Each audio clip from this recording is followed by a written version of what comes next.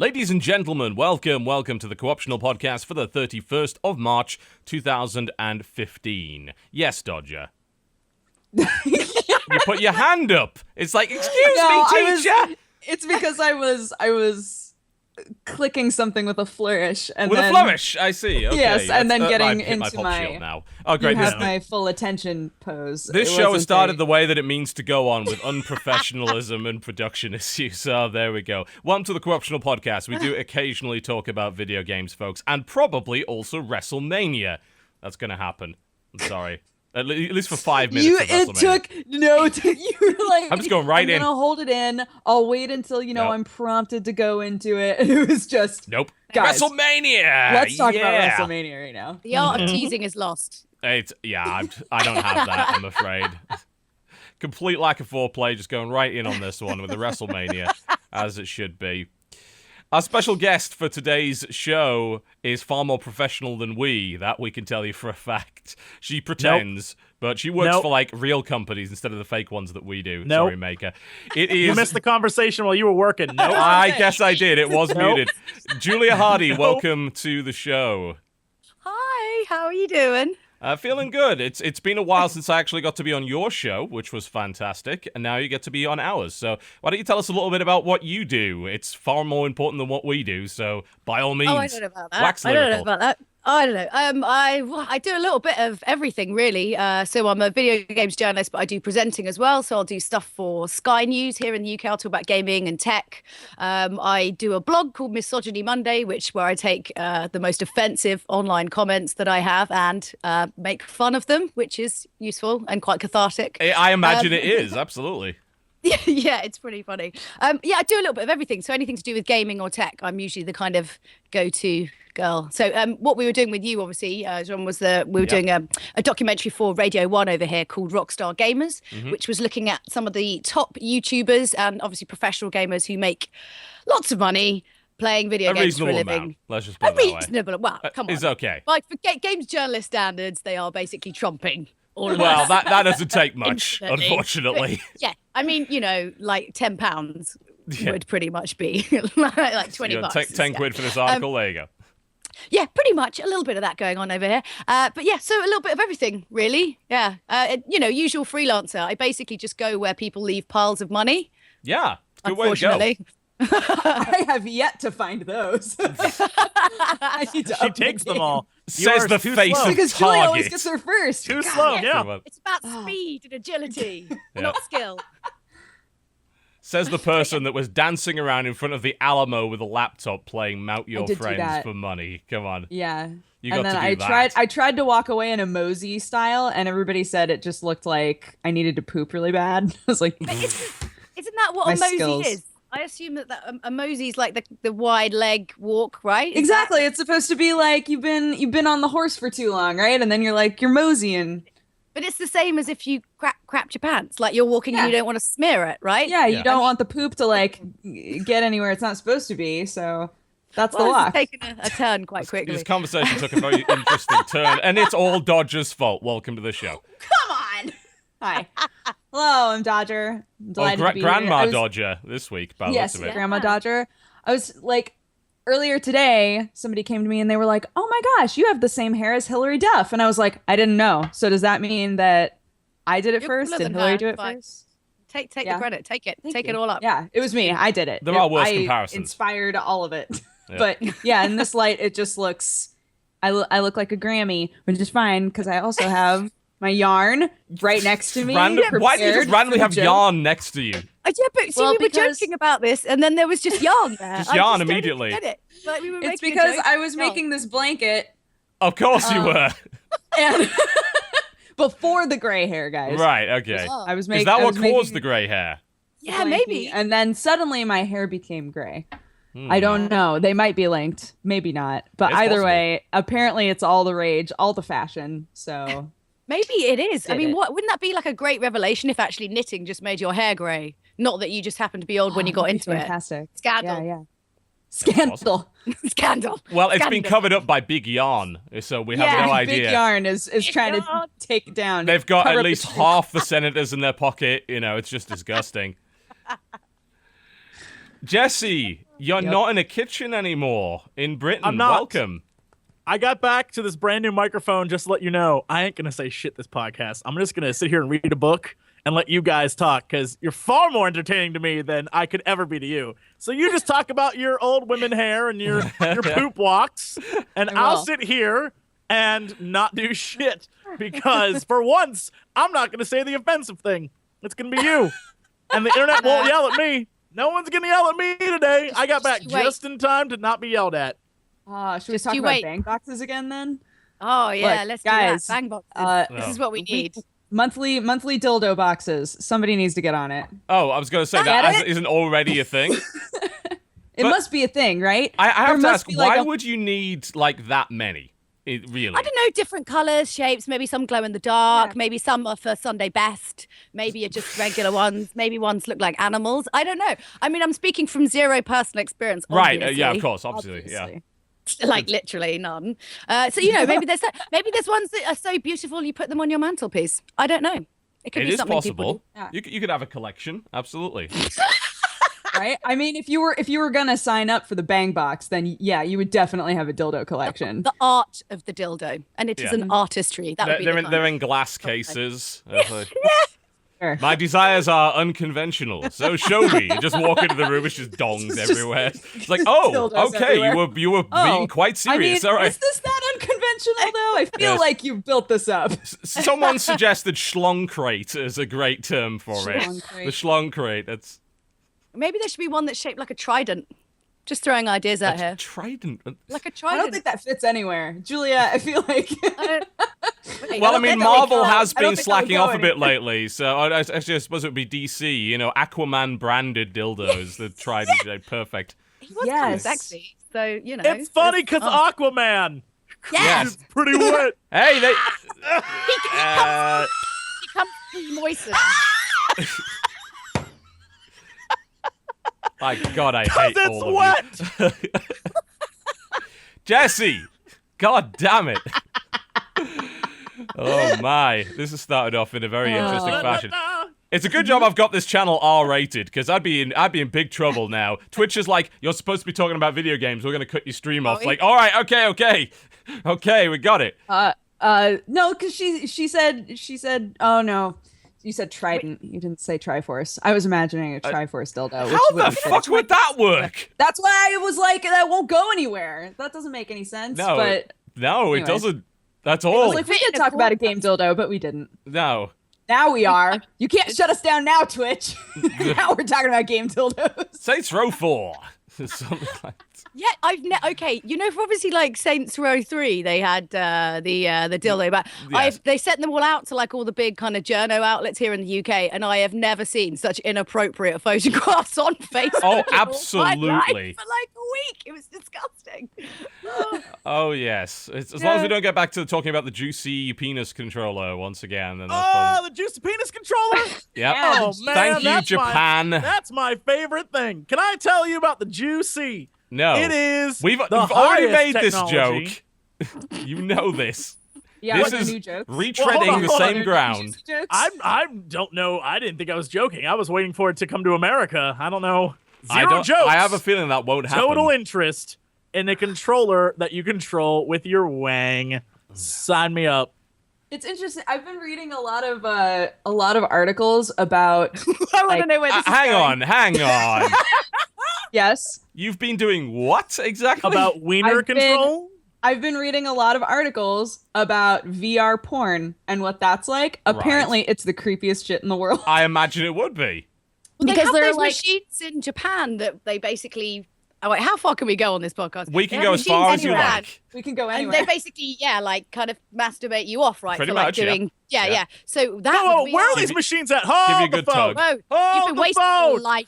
Where are these machines at? You went How to do Britain these machines instead of work? Japan, Where are they Jesse. at? That was your first basically mistake. what the juicy controller is. You put No, your no, dong. Well, no, it's not. Are The these, juicy like, controller isn't vending designed machines? to jack you off, though. The juicy controller is Are actually these designed to vending control machines? it with your penis. I know, but like eventually the Why idea are we is skipping that over the Japanese fuck machines? No. You can't move on from that. There are machines in Japan that jerk you off. We are not moving on from this. I want to know. All right. I assume. Would know you how these risk work. it? Would you risk it? That's the question. Like, you don't know. You don't know what's Yeah. in there. It could be a I little need to know guillotine. facts. It's like, Where are these machines at? Are they on the street next to the beer vending machines? And the I panty can't vending imagine machines? that they would be. That's Dude. You it. just Maybe. walk up to. Are there Japanese men just standing on machines like I'm testing it out? It's like. Yeah. Is that the noise you think it makes, or is that the noise the guy makes? That That was the best sound I've ever heard. Do that again. That's the sound it makes. Wow. That's the sound. Sounds So like Is a that what you drunken hear in your Martian. head? Is that what you hear in your head? Because I'm sure it doesn't sound like that. How else would a machine? Oh please! How else would a machine that sucks you off make a noise other than? That's the sound it would make. I imagine Think they'd about how probably it try works. like have some Am I the only one who thinks about this shit? That's how it pre-recorded. works. It's not offensive. It's factual. It's scientific. If anything, I should be credited for the creation of the very first Japanese sucky machine, and I feel like that's something that we need to discuss in this podcast. Hi, everyone. Welcome to the podcast. We talk about video games sometime. This started from a conversation about WrestleMania. I want you to remember that. I want everyone to remember that. Thanks a lot, Vince McMahon. Thanks a lot. And we were before the break talking about sitting on Brock Lesnar's face, so there is that point. Okay, can I just explain the reason why this happened? Okay. Yes, because because we were talking about this is actually wrestling. far more innocent than it sounds. It is. So, hold on. I was saying that I could sit on Brock Lesnar's face, but I meant it literally. That is terrifying. Terrifying. Why do you have that? It's from SummerSlam 2012. You could It's like actually if you- buy a steel chair. Did you steal a chair? No, like, wait. It's really heavy. If you I got taken out, and if you With the sat like chair? really, no. Oh my The chair- God! if you She's sit- if you broken sit in really- half. What's happened? I don't if you know. sat I down- turned into what's his face, Jerry the King Lawler for a second there. Knocker. Stone Cold. Stone Cold. It's Stone Cold. Stone Cold. But anyway, Basically, if you sat near the ring, like if you're in the seats next to the ring, you sat on those chairs and then you could take them home with you. So That's there awesome. you go. Oh, sick. But I brought it all the way home. I was quite impressed with that. I didn't Oh even yeah, have to pay excess to be fair, package. if you got that chair, you would go through heaven and earth to bring that fucking thing home. I That is can sit on unique. Brock Lesnar's face, for heaven's sake. Absolutely, anytime you like, and he can't object. He has no rights. can't. Because he's He not has real. no rights. He's a picture. The picture has no rights. Welcome to the Corruptional Podcast. We occasionally talk about video games and WrestleMania. Dear, I'm going on Tumblr and starting a picturist. Who forum. watched WrestleMania? Come on, who Anti-picture here watched TV? WrestleMania? Let's get it out of the way. I watched I WrestleMania. didn't, but I saw all the Waluigi pics. They were amazing. Oh yeah. Waluigi? Yeah. What's his name from Giant Bomb? Dan Rickett. He's usually the one that goes on a very crazy rampage about wrestling. One of the dudes from Giant Bomb was in the audience with a huge green sign that said Waluigi and got Really? so much airtime. There were Wow. so many pictures of him just Waluigi out. Wait, I need to find it. It's Oh. understandable because saying Waluigi is like one of the best things you can do with It is. number one. your voice. Waluigi. It sounds racist just saying it. It really It does sound actually, in hindsight, a little bit Horribly racist. racist for no apparent reason. We watched all 6 hours of WrestleMania, including the pre-show. Wow. Actually, the time flew by. I was really surprised. I had no idea how they'd fill that much time, but they managed it. They managed it. They did drag out managed the bit where Triple H and Stephanie McMahon did their usual "we hate everybody" thing, which pisses off the Then crowd. they got beat up, and so that's They good. did by Ronda Rousey, who is like Yeah. I believe she's supposed to be the best female MMA star that exists. Like she's won so many titles. awesome. She comes off And and judo tosses Triple H across the ring, and then puts Whoa. Stephanie Awesome. McMahon in an arm bar while The Rock mocks them. It was pretty fucking funny. That's because they're in Fast and Furious together. Fast and Furious 7 this Friday. Is Best that movie why? NA. All right, okay. Oh, It is wow. Dan. I had no By the way. idea that they were both in the same. It was So always good, Dan so Rickett. Yeah, good. okay. Fair enough. Actually, like when I got taken out, it was for a WWE game, and they did like a talk with like loads of the wrestlers beforehand. And normally you don't. Well, I don't really watch wrestling TV, so normally when you see them on wrestling TV, it's all the big kind of pomp and ceremony. No, Yeah, it's like, we're horrible Yeah, people. all this kind of stuff. But they were actually just talking quite honestly and openly about a lot of stuff. And they had Stone Cold Steve Austin there. And it was really interesting because he was just talking about his career. And he said that when he originally started his career, he got quite depressed because he could see that he was getting slotted into this kind of background wrestler thing, and he didn't really make him that happy. Yeah, basically. And he just sort of got to this point where he was like, screw it, I'm just going to do what I want and just go out and just be myself. At least then I can sort of feel a bit happier about what I do.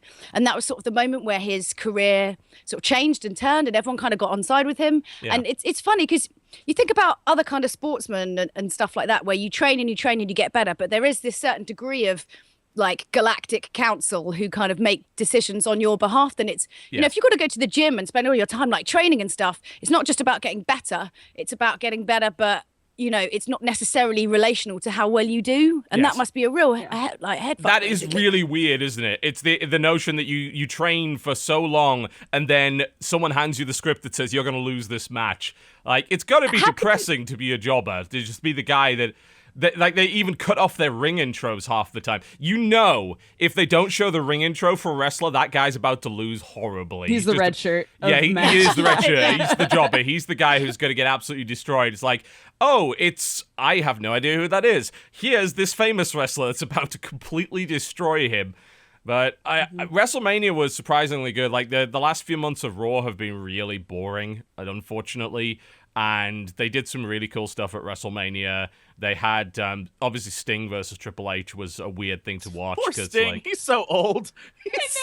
He did some cool shit. Like, he sold it well, and like they had a really fun match. The fucking NWO showed up in Degeneration X as well, so you got Hulk Hogan ringside and everything. So that was really cool. They pretty much dragged out every old school wrestler they could. And of course, the dumbest shit I've ever seen, which was them shilling the new Terminator movie by having Triple H come out alongside 4 Terminators in this Terminator outfit with the skulls of Terminators on each of his arms. It was the stupidest thing I have seen.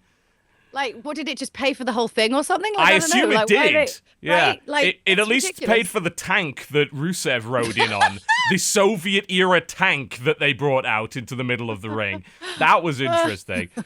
Oh, man, they had all sorts of cool stuff. They had a 7-man ladder match for the Intercontinental. You got to see someone powerbomb through a ladder from 20 feet up. It was pretty great. Don't they all just, like, all their knees just get completely ruined after I a few assume years? they do. Like, knee injuries are, like, one of the most common things that really happen. Like, they often say, oh, he's out with an injury. But knee injuries, yeah, they happen a lot. Because even like with the ring, you're jumping off like really high things on top of people. That's going to be the one thing, like repeatedly. Yes, the whole thing is like, oh, you know, it's fake, right? It's like, yeah, well, yes, but the guy's still powerbomb through a ladder. That's going to hurt one way or the other. Yeah. It's like that guy just went face CGI first into those steel steps. It's going to hurt one way or the other. You know, the results. There's a great video out called "Wrestling Isn't Wrestling," which is absolutely worth watching for anyone. Max Landis video. Yeah, that really just like kind of doesn't get it and doesn't get like the way that it's, you know, kind of a giant soap opera with a bunch of physicality in it. But oh yeah, we had a bunch of fun watching that. It was great. The Battle Royale was the stupidest shit I've ever seen. It's like, we're going to put 30 people in the ring at once and see what happens. Like, all right, that's just ridiculous. Oh, that's insane. Oh, like, yeah. How are you supposed to know what the hell's going on? You don't. You basically rely on the commentators. Simple, it's like half of them are out instantly. Secret sly ball squeezing. There's people just flying everywhere. Like, it's like the Royal Rumble, except everyone's in the ring at once, which was just the dumbest shit in the universe. It's great. Yeah, so I had a lot of fun. And I've been watching a lot of NXT, which is their development division, which is clearly better than everything else that they do, because it's just a lot more fun characters. That, and one of my favorite characters in there is from Newcastle, which is my hometown, so... What's his name? What's his name? I don't sound Geordie, I know that. Adrian Neville is his name. Does he have like a stage name, or is that like his name? No, they don't use a lot of stage names in NXT. It's mostly they just use real names for the most part. But he's a high flyer. He does backflips and crazy shit, and his finishing move is like a double front flip corkscrew splash. Like, he goes about 20 feet in the air and just like spirals down like a video game character. It's incredible. Don't you find it really awesome. disturbing when you meet people in real life who are basically like video game characters, and it sort of like They really scare messes the with your shit sense of out of reality? me. Like, I don't understand. Like when you see people like doing really crazy like parkour flippy flips, and you're just like, it doesn't even make sense. I believe it's all imaginary. Yeah. I don't How do understand you the do science. that thing that you Yeah, do? you just off you go, and you're like, what? Come on, Yeah. man, really? You're just. It's like I embarrassing can't for even pull everyone. off a fatality in Mortal Kombat, and you can do this shit in real life. This just isn't fair. Like, I don't know. We should send Yeah, them all to like but- another. Wait. But okay. we where are you going missed with all this? the parts where they fell on their face up until that point. true, in all the those training moments center where they hurt fucked it up. themselves doing Yes. that. We missed that. We only saw the cool part. Yeah. So This is true. This is true. But there's years of that, and you kind of need to see that. I actually went to a gymnastics class last week because I broke my rib when I was on holiday, and I'd finally got back able to work out. I was like, I've been meaning to go to this gymnastic class for ages, and they have like the sprung floors, and I was like, woo, this is so cool. I'm doing like cartwheels, aren't I? Amazing. Totally spanked my ankle, like completely sprained it. It went yeah. bright purple No. within 20 minutes of being there. I was like, and everyone's like, I've injured myself. Who's this joker who turned up for 20 minutes and then limped out like a complete twat? I considered buying a trampoline at one point for the backyard, and I realized I would kill myself. I would try some dumb shit and break my neck. It's just not even worth it. I used to be full on trampoline crazy. I was out on our trampoline like every single day doing flips and shit. I was thinking about it the other day, actually. I was like, I wonder if I could still do a flip on a trampoline, or if I would chicken out and be like, I don't want to hurt myself. It's so weird how when you're So a many kid, you're people get injured on totally those. just game to try things. And then as an adult, I'm like, well, but like, I mean, I don't want to hurt myself, you know? I've man, just seen getting so old is the many worst. live leaks of people I hurting hate this. themselves on trampolines. It's just awful. But yeah, WrestleMania was really fun. I enjoyed it. If you have, and I will shill for them again. I need to get them to sponsor the show. I probably could. I'm gonna email them after the show. WWE Network, $10 a month. We got to watch the whole thing live when it usually costs $50 to watch WrestleMania on don't do pay-per-view. it. Don't give away the cow for free, man. I'm just saying, this is a taste. This is a taste of what I'll give you, WWE. A little slurp. Just The a little taste would be the like, oh yeah, when we do the videos. Oh, are you going to be Macho there'll Man be- Randy Savage? Is that There'll what be it's gonna call-out videos like, I'll see you this Saturday. Oh, we can do that. WrestleMania. Hey, WWE, if you want to sponsor this show, Oh, yeah, we then got it 2 has to be sponsor like, slots available. but Do you- it. No, but it has to be like, but you can't watch this weekend because you don't have the $10 a month subscription program, brother. Yeah. It went a bit So- piratey towards the end, but Yeah. good. Arr, That's arr. my character, Pirate Pete. Pirate Hogan is. Arr. It's Can me, I be the Pirate little Hogan. kid who thinks wrestlers are really cool, but doesn't have the subscription? No, you're Hornswoggle. Man, I really wish that I could watch Triple H. He's my hero. You are now Hornswoggle. Right? We'll do all the characters. Yeah. I'll be Ric Flair. We'll come in. It'll be great. Roddy Piper. Mind you, I only know characters from the late 90s, so don't. I'll be both the I don't know any of Bushwhackers. the So that's how it's going to be. The Undertaker, he's still a thing, right? Yeah, he's still Yeah, he was at around. WrestleMania. Really, really fun match with him, actually. Yeah, I'm still like trying. a wrestling kind of docudrama, Yeah. just with the voices, like a radio play that's wrestling. I'd listen to the shit out of that. Like, I downloaded that Total Extreme Wrestling game, by the way. We were talking last week about actually creating a little series with all of us as fake wrestlers and storylines. Unfortunately, I downloaded the latest version for the website. I can't get it to load for love nor money, so I might have to try the old version on Steam. It doesn't load. I don't know why. So that's a bit disappointing. But that's a nice lead in to us actually talking about video games. So let's do Games? that. Games. Video games. So I'm going to actually say for once that I enjoyed an iOS game this week. Unusual, Yes. I know. Jess is going to get angry with just the mere mention of this. Final Fantasy Record Keeper. It is not by Square Enix. It's by Dina, who are actually a pretty damn good mobile company. You might know them because they're the guys that recently just signed with Nintendo to make some Nintendo products for iOS. This game is a free-to-play game. The whole idea is that you are part of the record keeper in this grand library of all of the Final Fantasy stories, and they're all kind of in one place, but someone's erasing the past or whatever. So you have to go into the paintings to fight the battles with a custom team of Final Fantasy characters, and it's all about It's all about battles. That's all it is. Like it's active time battle system, so very similar to Final Fantasy VII. Everything's in pixel art style, which looks kind of like Final Fantasy IV. So that you've got like Cloud in the pixel art style, which is really cool. And you collect characters and you fight bosses. It's got daily dungeons. It's got super hard elite dungeons and all sorts of things to fight. You gear up your guys. You level them up. You collect new characters. If you have characters that are from that universe, they get an experience bonus. So you take Cloud in to go fight in Final Fantasy VII and things like that. And it's free. And the free-to-play model, it uses a stamina bar, which is usually an instant turn-off for me. The stamina bar is actually really fair. Like, I can't run it out. Like, I've tried. It's possible, but you get so much stamina so regularly that it's not, like, a problem. Like, unless you want to play for literally hours and hours and hours at a time. But, yeah, I don't know. Jen's complaining it's easy. That's because Jen hasn't tried any of the daily dungeons that destroy you on the first fucking wave. It's the basic stuff at the start is quite easy. You can run a lot of it on autopilot. But after that, when you start fighting bosses, you've actually got to think for yourself. So that actually sounds a lot better than the title. The title makes it sound a lot like it's going to be this like really boring, bureaucratic, like actual filing or something. Yeah. It's basically Papers, Please in the Final Fantasy universe. That's how it is. It looks like you're just collecting if you go to the iOS page, it just looked like you were collecting the old FMVs. Yeah, like that's it's not like how it is. Yeah. That's what it looked like, and I was like, pass. I don't give a shit. So, No, I'll try it. You should try it. You should try it out. I wouldn't put any money into it because I think the only thing they sell kind of what are basically lock boxes, which is my weakness. Keep me away from lock boxes. I keep buying them. What's in the box? What do they give you?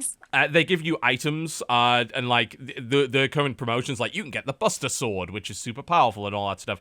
But they're like $3 each. Not worth it. Just no. You get a daily relic draw for free. So no, you don't need them. You just kind of unlock things over time. So cool.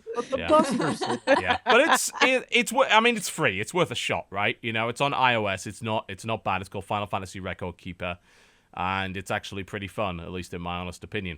So there's that. Oh, hold on, time. Time. Here's how you determine if it's a good game. Okay. Okay.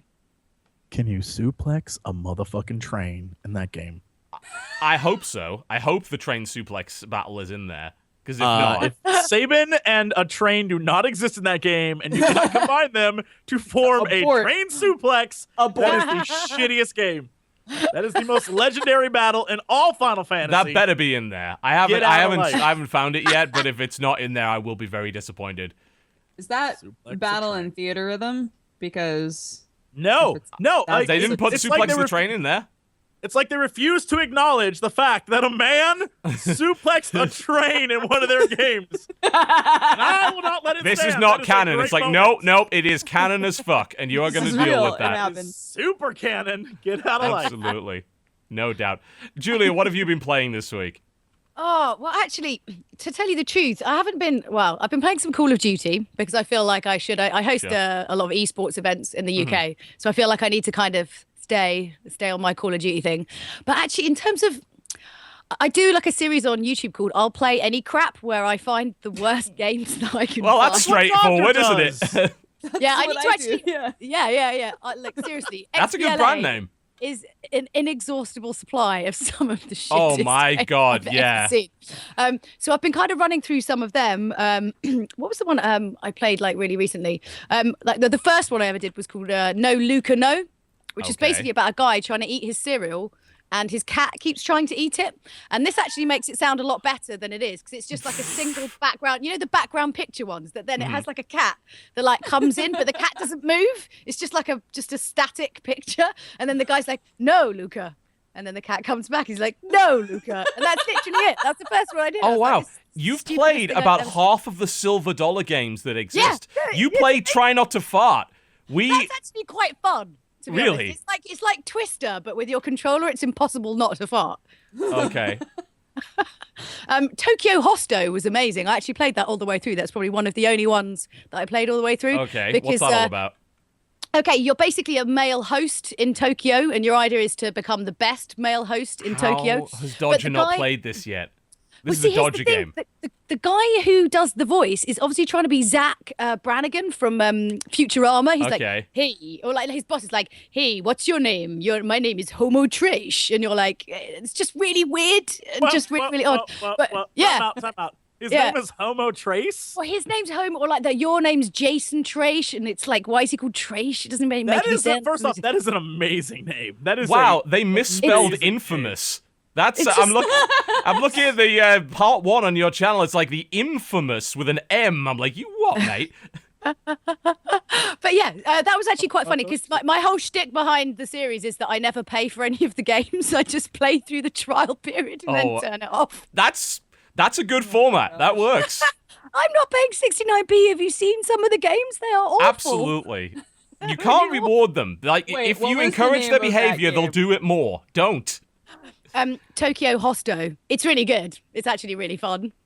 This is that guy's Me, face I'm is one of the so least sad. gay people in all of Tokyo. Do you know how many women I've hooked up with? Many. Practically all the women in Tokyo. Okay, I'll play this just for the dialogue. This is fucking hilarious. It's the funniest thing I've played in the whole series. It's so funny. Oh my god. Yeah, I mean, there's so many like text adventures and stuff like that. You know, where it's like you get like a shot of like a woman in a bikini if you buy Yeah, the there's full a version, lot of and that. you're like, Yeah. text adventures I can't do because then you're just sitting there reading, and it's just it doesn't really Yeah. work so well. Does he have a bad tan? Can we go back to his image? What is going on with him?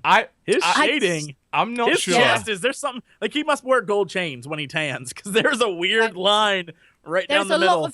There's a lot of kind of homoerotic overtones in that game. Okay. It's Go on. yeah. Go on. Well, yeah, no, that's a dodgy literally it. game right there. Yeah. Like Dodger now knows what our next Let's Play is. There you Yeah, go. I'm on it. So funny. It's like you don't even have to say anything over it. It's just really funny. You're like, what is this? It's Just play it and let it speak for itself. give something enough rope and yeah. But the funny thing was, yes, I think one of the guys from the company contacted me. He was like, hey, you played my game, and I was like, yeah, that's true. 10 out of 10. I did that thing. Yes. That is true. Yeah, I hope you have no follow-up questions to that. Yeah. Yep. Pretty much. Yeah. Yeah, but I think it's almost a little bit self-aware. So some of the others are just awful. There was like one which was called, was it like Who's the Daddy? And obviously they'd made this game. I think this is a $silver one as well. Oh, they'd made God, this game and it's all probably. about promiscuous women. Right. And then I think they'd sort of been told afterwards that they maybe had to like tone it back a bit because it was just literally like the game was about this girl was so drunk she couldn't remember who the father was. So you have to basically play this Wow. game of like guess who, but with like Jesus. Really? But they're like, it's not about that. No, it's not about that. And you're like, yeah, this is clearly what you wrote this story as. Because she's like, I was so drunk last night. And then it's about who's the dad. You're like, implying Quite that obviously what the story is. Yeah. That is a Yeah, lot of yeah. stock photos. That, Yeah. for some reason, is a man in what appears to be a Spartan uniform. What the fuck is this? I've maybe spent too long in the nether regions of XBLA. I think I feel Someone's like my gotta do perspective on life is slightly Is the jaded. Daddy Master Chief? Maybe. I was so drunk, I don't know. I don't know. That appears to be Edge from Edge and Christian. I was just like, probably not, no. I thought it was Fabio. I don't know. Yeah, some of them are really quite creepy. And you're supposed to, she'll say, oh, I think he was kind of tall, and I reckon his hair was brown. So it's like Guess Who, but with, a That's really drunk girl. that's a ginger mob boss right Wait, there. what? That's just- what the fuck? The variety of men that she slept with that night are Wow. amazing. Could be anybody. Like, it's, She doesn't even have a type. No, she was just like, I need it. that appears to be the star of Mad Men. Box That's- didn't arrive this week, so I just need I it. know. If she had a bang box, she would be fine. We wouldn't have any of Absolutely. these problems. Sign up to Schlong Crate today. So Oh, Yeah. somebody sent a link to the actual sex toys monthly box. oh, it called- exists. Yeah, it's called Unbound Box, but I think it's specifically for women. I think it's only like Well, sex most of toys them for are. women. Like, frankly, the sex But- toy industry does not cater to men very well. I've got to say. It's just We the have reality built-in of it. sex What are you toys. talking about? There's fleshlights. What more do you need than fleshlights? That seems like it would be the biggest waste of time. The amount of energy that would have to go into that is just too much. Well, you gotta Too clean them. Those things are going to be terrible. Like, how do you clean something like that? All sex toys have to be Things you use cleaned. to clean the unless milk you're bowl. really You know, gross. the little spiky thing that you. The little, oh, you get one of those. All right, just whack. That's still too much. That's too much effort. Oh my Too god. much effort's going into that. Yeah. Too much. Oh my. So yeah, Unbound Box. Unbound Get box, on it, provided that's a everybody. thing. All right. That's who you need to be sponsored by. Come on now. Absolutely. I Right? think I'll Twitch reach out. won't Don't worry, allow us everybody. to do Send that you in a thing. box Yeah. just for you and your family too. No, not them. No. We do not endorse that. This is. Some of the items you get are interesting.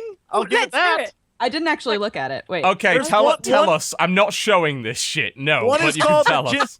One's called the Jimmy Jane Hello Touch, and you What? strap it to your wrists, and then it has like vibration things you put on your fingers, so you look like you're, I don't know, from the future. Edward Wiener hands of his.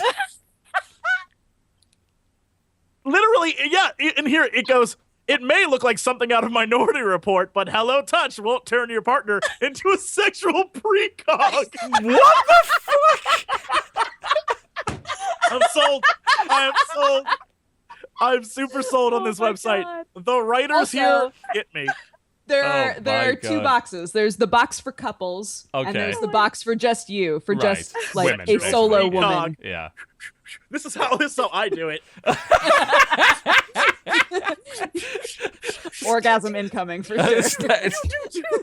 And I see then this in when, the When the future. moment arrives, like a wooden ball just drops out with your name on it. Excellent. I've done my job today. You put in a little thing and you're done. it. Done. Tom Cruise shows up and he's like, "Good work, partner." You're like, "Thanks, Tom Cruise."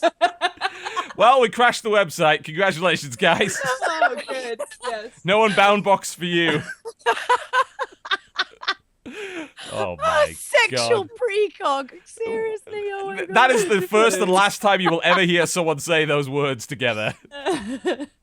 Oh, I'm literally crying. Masturbation report. Okay, all right. Holy shit. Man, and I was gonna talk about my Star Destroyer, but and that's not a euphemism. Is that what you call Very it? good. Does it have a name? Yes, I mean you call it the HMS Victory, I think, but it's an actual Star Destroyer. There we go. It's like Oh, it's an actual Star. no, I'm afraid not. We don't have sex toys of Star Destroyers. Star Wars Armada, the Final Fantasy what? Fantasy Flight new miniatures Best game just crossover. came out. And that's the Victory Star Destroyer you get with it. It's pretty fucking awesome. Victory class start. Pfft, Well, that's an it's Imperial just the class first Star wave. Destroyer. They're gonna release better ones later. But You might as well have an interdictor. That's so stupid. interdictor is very useful. Absolutely. You can use it. Oh, I have Interdictor gravity from wells. anything. My ship. It's no Imperial class Star Destroyer, TB. No, it's not. No, it's not. But that's what you start with. It's the starter That's set. for the nerds out there. You're welcome. Oh, please, you don't need to be a nerd to know what an Imperial class Star Destroyer is. That's like basic I nerd think you do. 101. Come on. I think you do. I think there's a fine line between like, oh yeah, Star Destroyer, and then knowing the classifications of Star Destroyer. I feel like there's a difference. Oh, my. As a person with a very loose understanding of ships, yes, Indeed. I will back that up for Jesse. Is it the pointy one? There was a pointy Yes. one, and there was It's like the one that Well, looks that's- they're kinda all like the pointy this. ones, really. All the Star Destroyers are pointy to their own degree. Stuff comes out of this side, And it right? had And a guy, then it goes, like, and then head yeah, looked like a those poo, ones? but his mouth, yeah, that guy. Yeah, yeah, it's got those little ones. balls on it, and it's pointy. the one with the balls. It's got the balls on it, yeah. And then they shoot the balls, and the balls explode. And then bad The one with things the balls happen. is not that. No. Nah, you've still got the balls on the Imperial class. That's the shield generators on the top. They blew them up with an A-wing. Remember? Oh, I thought you were talking about the gravity wells. on the No, interdictor. not interdictor gravity wells. No. Something completely different. Different kind Oh, of balls. sorry. You get your Somehow- forearms all Sounds like tied up. we're talking It got about deeper. The unbound box. Yes, that yeah. may have been possibly deliberate. Sexual conversation. precogs. Our cruisers cannot handle firepower of this magnitude. Oh god, Oh, fuck. this whole entire conversation was a trap. Holy shit! Oh man. All right, other video games. Other video games. exciting. Come on. We're only 38 minutes in this podcast. It feels like we've been going We've talked all about day. like one video game. Yeah. Oh my god. Someone please, what have you been playing this week? Somebody, I don't care who at this point. I have another like creepy weird game. Oh god. If we want to just get them all out. If we want to just get them Fine, all let's out just get it now. all out in the first hour of the show. Go on. So, I was talking with Laura Kay. Oh no. And I was like, Laura, what you This been is playing? gonna go badly. And she was like, I played a game called Anne Hathaway Erotic Mouthscape. What? I need to write this down. I feel. Whoa. What's the name? It's called Anne Hathaway, Erotic Mouthscape. It's a I text assume the game. colon is a colon and not a colon, Not right? a colon. Mouth- Okay. Escape? Mouthscape. Mouth. Like, Mouthscape. that- They Mouth, missed an opportunity to erotic make this an awesome math mouthscape. game, an erotic math game. Okay, all right. Tell us what. So Please it is describe this. it's a text game. It's Right. entirely words. Uh-huh. So really you could call it more of a visual novel. Right. Where you are a like a sex gremlin that lives inside of Anne Hathaway's mouth. What? I don't know how else to explain it.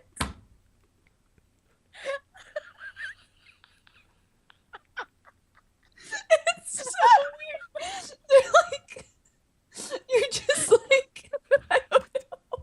You have to play it. No, It's so I don't. weird. No, you do. Please. What is the goal of it exactly? I mean, there really isn't a goal. It's just like it's explaining your feelings as the sex gremlin that lives in Anne Hathaway's mouth.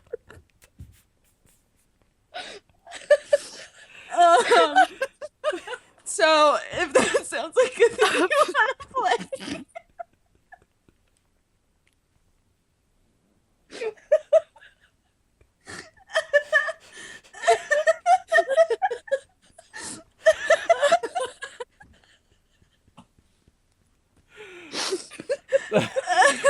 So I played that. It doesn't take long. No, It's I pretty guess short. it doesn't. Jesse, come back. Don't leave me alone with these people. So there's that. Well, that website's also down now, so thank you, Dodger. You crashed the game site. You'll never know what happened after you banged her tooth. You'll never know, those of you who got that far. The fuck?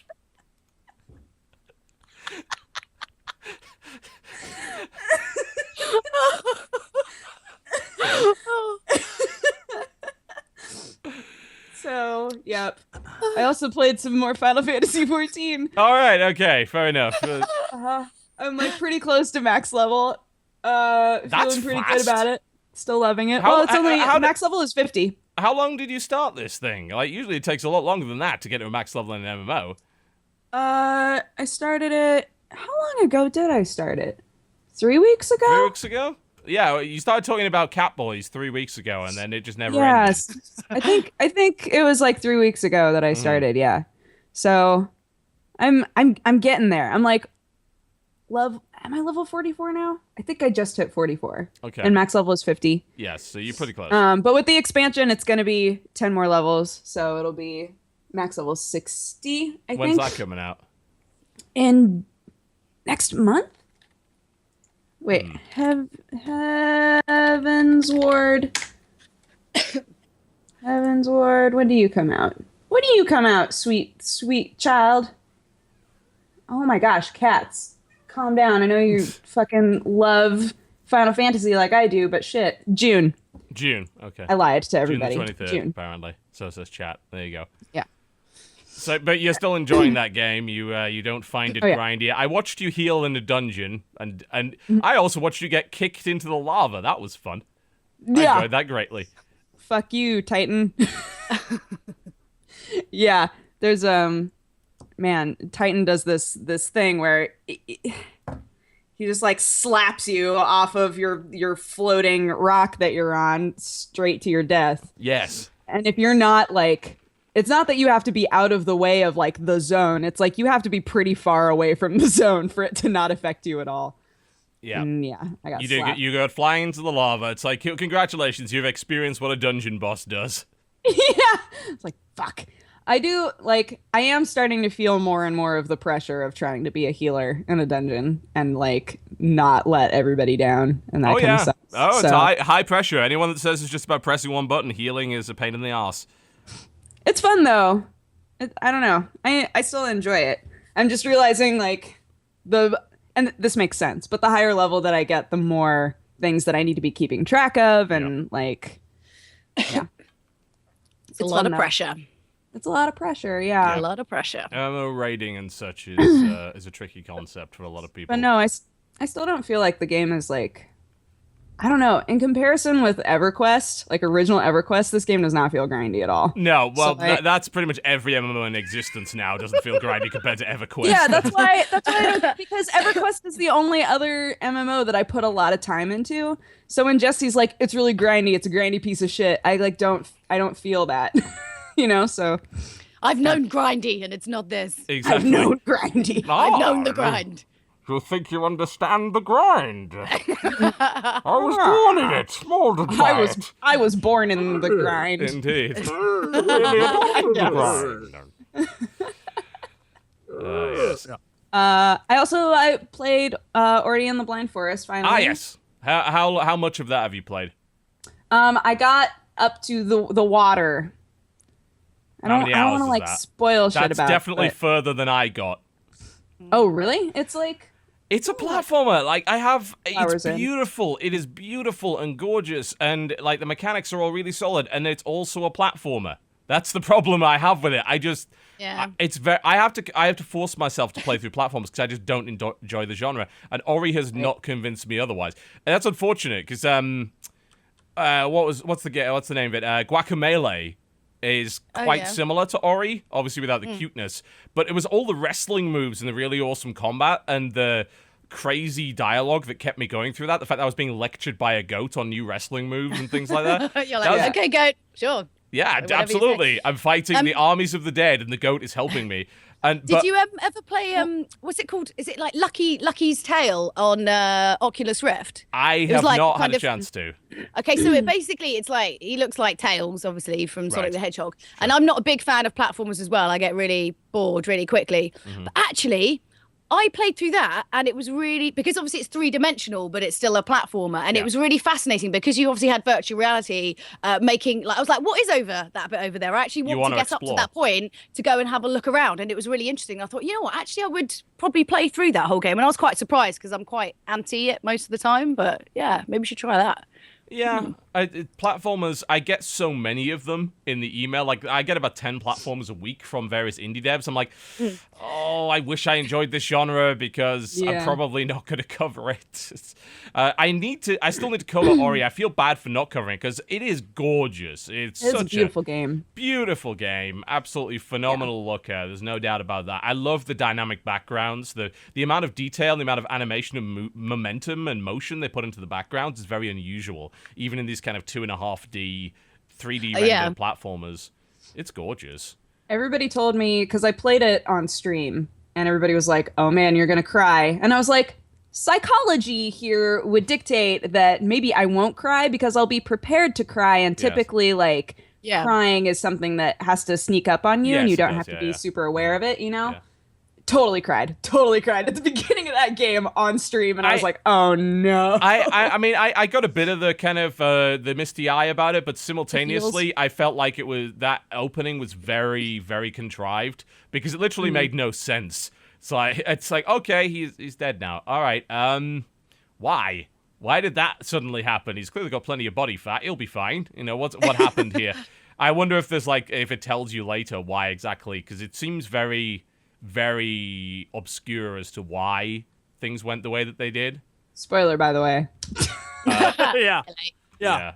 Okay. I know. I think it's really funny. Like, I don't obviously cry that much during video games. I remember I talk a lot, like when I do stuff on Sky News, and you're trying to explain to people who literally have never played a video game in their life, and they still have this really outdated concept. Yeah. And I was talking about The Last of Us, and I explained how, like, I cried 3 different times. I mean, if you include the DLC, I cried 3 times.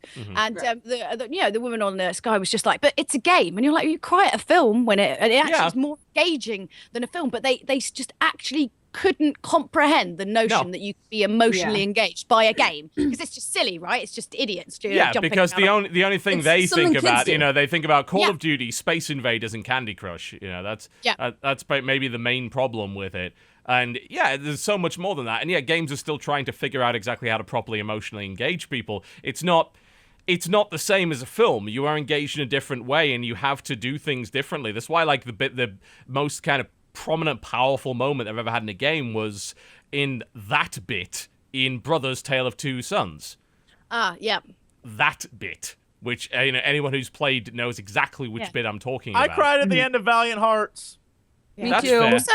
Also, brothers, can I just say something? Why would a whole village of people send two small children to go on a quest on their own? There was a guy whose pretty job, dumb. his sole job, right, was just to open and shut a bridge, and he was sleeping the whole time. He's a grown adult. Why are you sending could've two done it. children? Yeah, why are you sending two young children on some like death quest? You know, like, Horribly out of the way? irresponsible. Yeah, right. They're gonna get attacked by things and giant creatures, and you're just sitting there. Sorry, that really annoyed. I met the guy who made the game, and I was like, "Here's the thing: why have you sent two children out on their own? This is not. I mean, yeah." Yes, It's a I mean, game, it had to obviously, happen in order for everything to go, but it did. It did. It's like if you think about that game too much, you're like, hang on a minute, this village is highly irresponsible. Yeah, right. Come on. Don't know what, but Brothers is. I mean, it's my favorite game of all time. I've said it many times before. It engaged people on an emotional level through its controls and game mechanics in a way that very few games actually have the ability to do, which is fantastic because I think that's the future of emotionally engaging video games is to make sure that it's done via the game mechanics and it's not just like here's a cutscene, be sad now. It's like, Yeah. well, probably not, no, because you've just had me shooting people for 20 hours. So I'm Yeah. kind of emotionally dead at this time because I'm a mass murderer. So don't expect me to care about this one guy. I just gunned down 200 people. But yeah, there are definitely some pretty phenomenal moments in Brothers and obviously Last of Us as well and many other games. It is sad that some people don't get it. But then again, it's lack of experience, isn't it? It's like I imagine the same thing was said when movies first came out. Like movies, especially in the silent films, they were all silly. It's like, everyone's, they're playing the piano,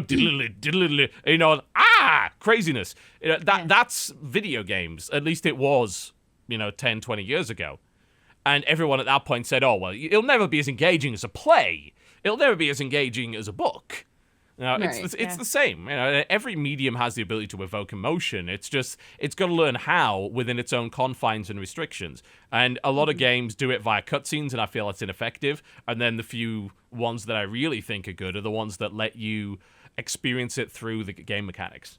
That's why things are really cool. I mean, like Last of Us, what I like most about that, obviously, well, there's a lot of things to say that are good about it, but aside from like just the pacing, but was also all the explanation was always done as like really kind of throwaway chit chat and all the background and the connection. It was like you're doing something else and it's just kind of throwing in different bits of conversation rather than it being like, now you're listening, this thing's important, this is building character. Audio logs you're not allowed to move away from while listening to. Oh, those are the worst. Who has time to audio logs? I mean, come on, really now, in this day and age, audio logs. No one has time for that. I barely have time to Vine, for God's sake. Logs. That'll be the next game. You collect 6-second vines all over the place. I like audio logs as long as you can walk away. Yeah, I like Yes, audio logs as and long as you listen can to them while walk you while continue to do it's a your great shit. thing to listen to while you go into the next area, but the really bad games make you press escape, go into the audio log menu, listen there, and as soon as you press escape again, it stops. It's like, no! This is a perfect opportunity for you to do your exposition while I'm walking to the next thing I have to do. You idiots. Agreed. Idiots. Yeah. I don't know. Oh, Jesse. Bad design. Oh, Jesse, it's not like we don't like audio blogs, it's just a lot of them don't do it right. oh. Come on, chin up. They add to the game world. They sometimes do. Chin up, Jesse. Now I feel guilty. I like them. I'm the asshole who reads every book, who like goes to every corner and checks everything. I'm that guy. When people are like, I don't have time for that, I'm like, I will make the fucking time for that. I want to read this shit. And that's why Yeah, your Dragon Age series is currently like episode 178. But I know everything there is to know about that world from that Let's game, ask so I him don't have to read. questions. All right. The problem is I don't know enough about that world to ask him questions gonna about say, the world. Yeah, actually. How do thinking we- about how it, do we I have to formulate follow it? And also spoilers. I knew enough about the original Dragon Age But world. by doing that stuff, like especially when you're doing a playthrough or something, Like, there's one zone where after reading 3 books, I was like, oh, the mayor of this town totally killed everyone. And then 9 hours later, it's like, the mayor of this town killed everyone. It's like, I knew that. I knew it. Because I read the stuff and I use my brain. And I feel good about that. It makes for a good Let's Play because I'm like engaging the shit out of the game. What's interesting, I think, is that I think that's actually a mechanic that is woefully underused for games that require investigation. I think that would maybe Dodger can point out games that don't it because she's played all the Sherlock Holmes games and stuff like that. Like the latest kind of Sherlock Holmes and the games that you've played, how much of that required sort of reading materials that you find around the world to figure things out, or was it really just more in your face? Because I like the idea of a more subtle investigation game. I would say that the most recent Sherlock Holmes did the best in terms of making you really have to think about stuff because it wasn't afraid to let you be wrong and like move on with the game, which I thought was really, really interesting because all of the Sherlock Holmes games prior were about the puzzle in the moment, right? It was like, you need to get into this safe. Now spend a fucking hour figuring out how to get into this safe, right? Okay. And it wasn't about the story at large because you knew that at the end it was gonna guide you to the right answer no matter what because Sherlock Holmes can never be wrong, right? Mm-hmm. So everything was about what you were doing right then and that puzzle right then. Whereas this most recent Sherlock Holmes was really interesting because it wasn't as much about the puzzles. The puzzles were all super simple. They were very repetitive, actually. It was very much about being aware of everything that was in the area you're in right now, piecing it all together. And then once it came time for you to decide on what went wrong and like figure out the sequence of events, if you were wrong, you didn't necessarily have to find out that you were wrong. Like, you decided this guy did it, So throw him in jail or kill him. Yeah. It's a very LA noir thing. That's actually one of the things that I like the most about really that. Interesting. I liked it a lot, because it gave you the option. It was like, here's, how many clues you found, here's who you sentenced, here's what your sentence was. And in that final screen, you got to decide. You could hold shift and see if you got every clue and if you got the right guy. But if you didn't want to see that, you could just move on. Next case. Like, I'm Sherlock Holmes. I nailed it. Yeah, and like maybe it's how you keep your 100% rate just by being ignorant of actually what it is. It's like, it's fine. Yeah, exactly. So I'm right all the time. It was interesting. So that one more, and I'm totally not that person, right? I don't have the sort of brain where I'm constantly like remembering all of the details and piecing them together and being like, oh, this is definitely like what happened here, So I would have to sit there and think for a while, like, wait, does this make sense? Because according to, my sequence of events, it's telling me like this guy did it, but that doesn't mean that guy did it. Maybe I'm overlooking something, right? So actually, I really liked that. I thought the most recent Sherlock Holmes was really interesting. Can you think about like how many games you've played where you actually write notes as you play a game? Yeah, like, where I'm like, a long time. Oh, damn. Stuff like that. And you're like, oh God, the first thing was a blue triangle. I need to remember that there was a blue triangle over that bit there. And then it fits with, I used to have like a pad next to like my sofa just so I could jot down, what games was I even playing to warrant that? A lot of the old interactive fiction text adventure games required a ton of that. It's because there are literally situations where if you type the wrong answer, you instantly died. Stuff like King's Quest, probably a great example of that. And a lot of the old kind of Sierra stuff as well, the big point and clicks. I remember trying to do that for Discworld and just not getting anywhere with it because that game's logic was just ridiculous in every possible way. Yeah. I mean, even like current visual novels, I play a lot of those for those of you who don't know. Even like current visual novels sort of have that mentality where it's like, if you choose the wrong thing, you're going to get a bad end and you're fucked. So you better have been save scumming this whole time that you can go back and like make the right choice. Because otherwise you are super fucked. You can't go back, I just take pictures with my phone now. I'm like this, That's the way to go. Pick the picture phone. Yeah. There you go. But now, like, everyone looks through I show people photos and they're like, what the fuck is this crap on your phone? It's just like, why do you have 30 pictures of this game? Like really. Although actually no, saddest thing I did was like when you play BioWare games, you're leading up to like the sex bit because you've been like chatting the person up for like forever and ever. Just awful. I film them. I save all the sex scenes on my phone. They're good to laugh at. Dragon Ages were absolutely terrible. Like, it got to the point where people modded it to make them better. Because they were just so bad. I'm just kind of glad they stopped it, really. And frankly, I've said this time and time again, BioWare, for all their talk about being big into diversity and everything like that, they treat characters as sex objects in a really real way, especially in stuff like Dragon Age, where it's like, give gifts. Keep giving gifts. Yeah. You have enough points to have sex now.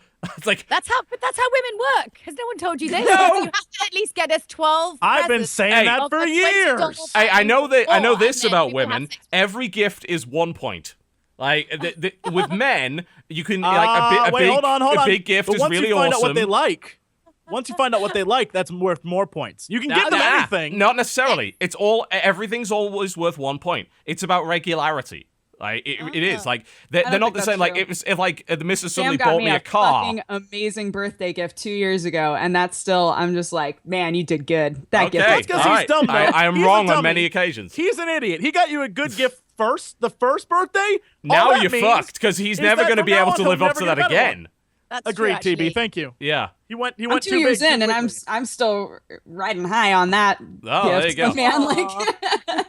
I think I'll be able to get away with this year because I literally managed to buy perfume that my wife liked without any outside help.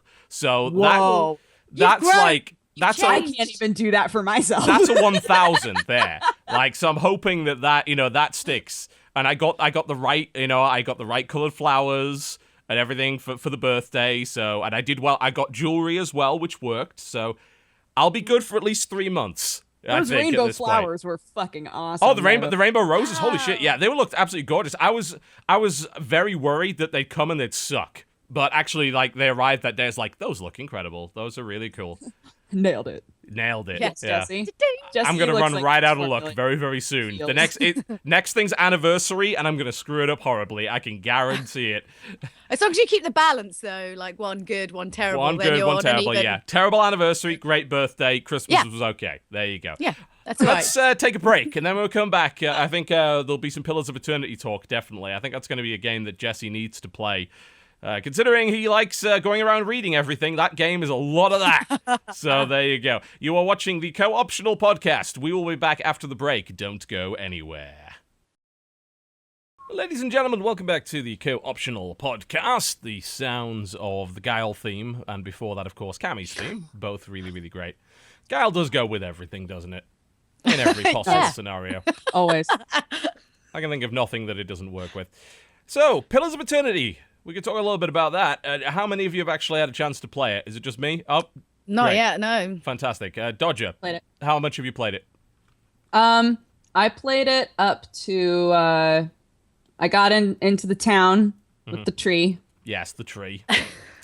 And I went into the inn, and that's about as far as I got. I was trying to exactly where I am. Yeah, so you're about 2 hours in. What? That doesn't sound like a lot of stuff happening for 2 hours. Yeah, hold on. There's a tree. Getting to the town takes a lot longer than that. The people who have played this game played it up to the point where I played it when I played 3 months ago. So really, I'm up to date as you guys on this game. Cool. So we've all played the same amount of the game. Apparently. So you've all seen the tree, most importantly. We've all seen the tree. We've all seen the tree. Okay. The tree. Well, apparently we've seen the tree. We've seen the tree. All right, well, what do you think about it so far? Because, the first 2 hours, you get a good experience of the combat, you get to meet some companions and all sorts of things like that, and obviously I don't want to spoil anything. You get a good chunk of lore, good chunk of exposition, and to me, it played a great deal like Baldur's Gate. I mean, what did you reckon? I've never played Baldur's Gate, first off. So I was complaining about things, and everybody in my chat was going, obviously you've never played Baldur's Gate. So what kind of things did you find annoying exactly? Just things about like controls. Like I hated that I couldn't use WASD to move. I found that rather annoying as well. I wonder if it's possible to rebind that.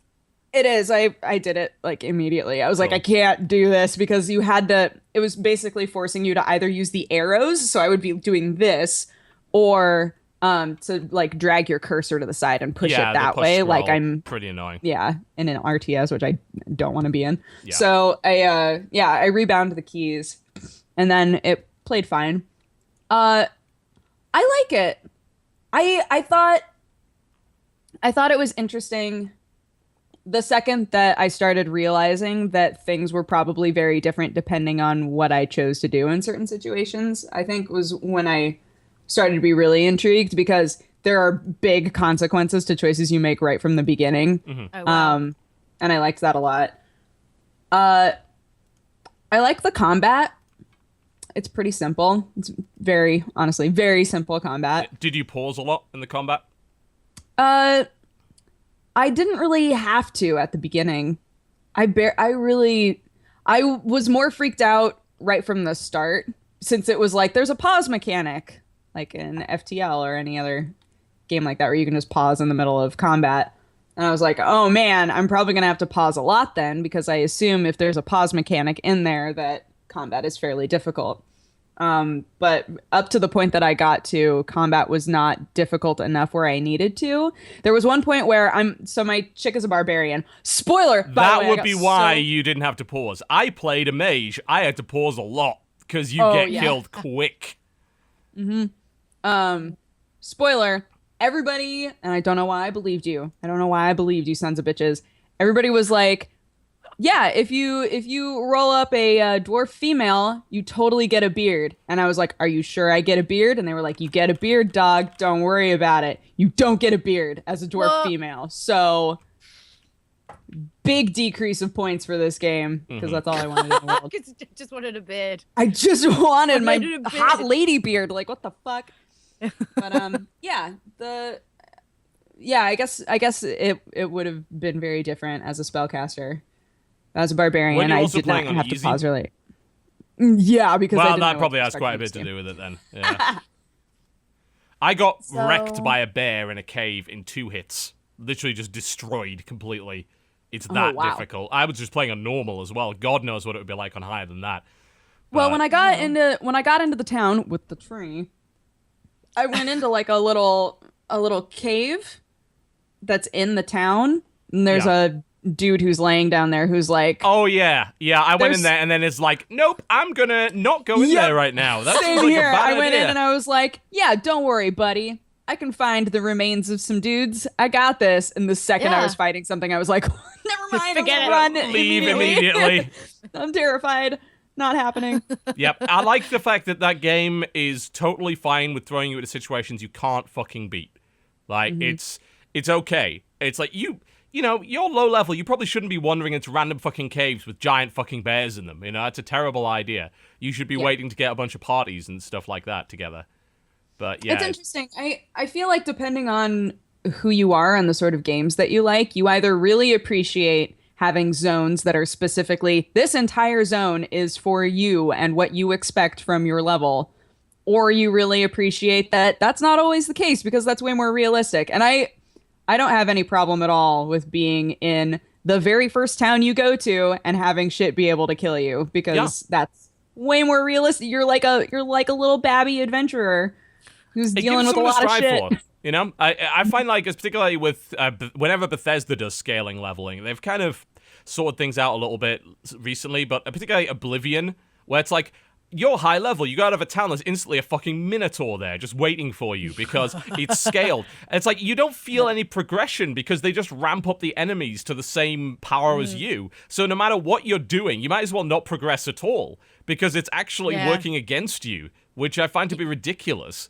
Like, you want that satisfaction of being like, I came in here before and I got my ass handed to me. Yes. And now I'm here and I'm handing them their ass. You know, you want to Absolutely. feel like you're awesome and amazing, right? Not, you don't want to feel like you're crap all the times. Where's the fun in that? Yeah, I think that's really why you've got to go back to the way that things used to be, you know, and just have areas you can't beat yet. And you can Agreed. come back later. That's totally fine. Nothing wrong with that. And to not have them blocked off either. It's like, at least with the demo of Elder Scrolls Online, I'm not sure about Elder Scrolls Online once it was actually released, but with the demo, there were all sorts of areas that were locked off unless you were a certain level. And I know that frustrated me. That frustrated a lot of people that I knew, because it was like, why are you giving us an open world game that won't let us into certain towns? Yeah, like, why would a town not let me in just because I'm not a high enough level? That doesn't make any sense in the context of the game. Like at least try to help me understand why that would be. Yeah. Another point someone made in chat is that the way that they did it with Oblivion was terrible, because it basically took into account anything you'd level. It's like, oh, you're really good at speechcraft? Here's an ogre. It's like, no, I'm not good at fighting these at all. I didn't level my fighting. I leveled my speechcraft and my lockpicking and shit. I can't fight this thing. What the hell? Yeah. Cunning wordplay, and then, yeah. Well, yes, unfortunately, the ogre is not interested in my pithy witticisms. Oh, dear. Yeah, but I think that would be cool if you could, though. Oh, that would be fantastic. Talk him out of fighting. Well, I think Pillars of Eternity has a lot of that. You can actually talk your way out of a lot of situations. It reminds me a lot of the original Fallout games before they, mostly turned into a first-person shooter. But I think sorry. No, by all means. I was going to say, like, the very first interaction that I had with somebody that was fairly negative, it just so happened that I had 1 point in lore. Yeah.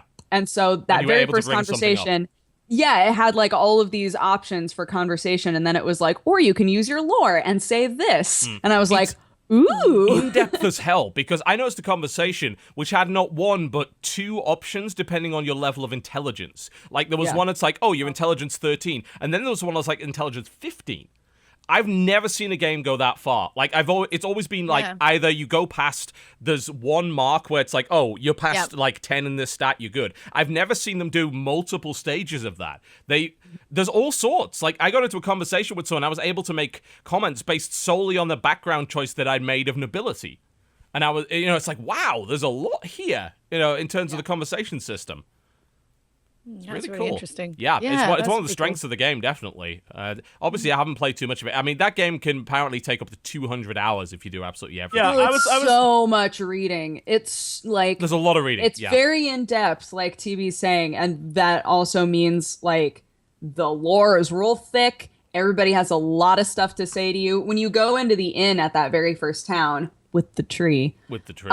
every single person there... Every single person in the inn you can go up to and it'll be like, do you want to be flashed back to their entire life story? And I was like, oh my God. Something happens which lets you look into like the past of characters. Like there's so much written about like everyone, even the people who appear insignificant. There's so much about them in that game. So if you are into that sort of thing, if you like being sucked into a massive world filled with lore and stuff like that, that is the game for you. Like, but if you're looking for something that's a bit quick-paced, probably not. No, this is Black Isle through and through. This is a Black Isle game by another name. There's no doubt. I want to point out to everyone who is watching right now, literally, you've been listening to them talk about this game based on what is the first area, a cave, plus a town. 2 hours. I want to point out that... And it took us like a couple of hours. It took us like a couple of hours to get there. 2 hours to get there, yeah.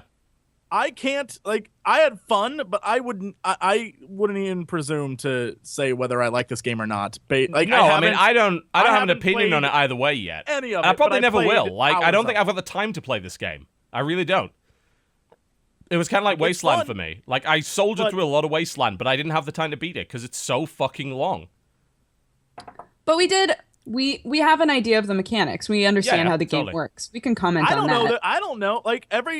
I don't know that we do, because every person I talk to who's 40 hours in the game is like, well, this... And I'm like, I didn't know that was something that could happen in this game. It's like, well, this is what happened, and it was amazing. I'm like, I ran from a bear in a cave, and a bolt of lightning struck the ground near a dude, and I pretended I was a god, and there was a really awful looking tree, and then a town where everyone seemed pretty effing depressed. That's what I did, and everyone's like, yes, well, later, and I'm like, oh my God, that is a long way off from where I was. So yeah, no, I haven't even tried it since I played it way back when. So it amuses me greatly that in 3 months you guys caught up to where I was. And like, I've only played it in one it. session. I streamed it on GOG, and I've been trying to catch up on everything. I still haven't done my Cities video, for fuck's sake. That game's been out for like a month now.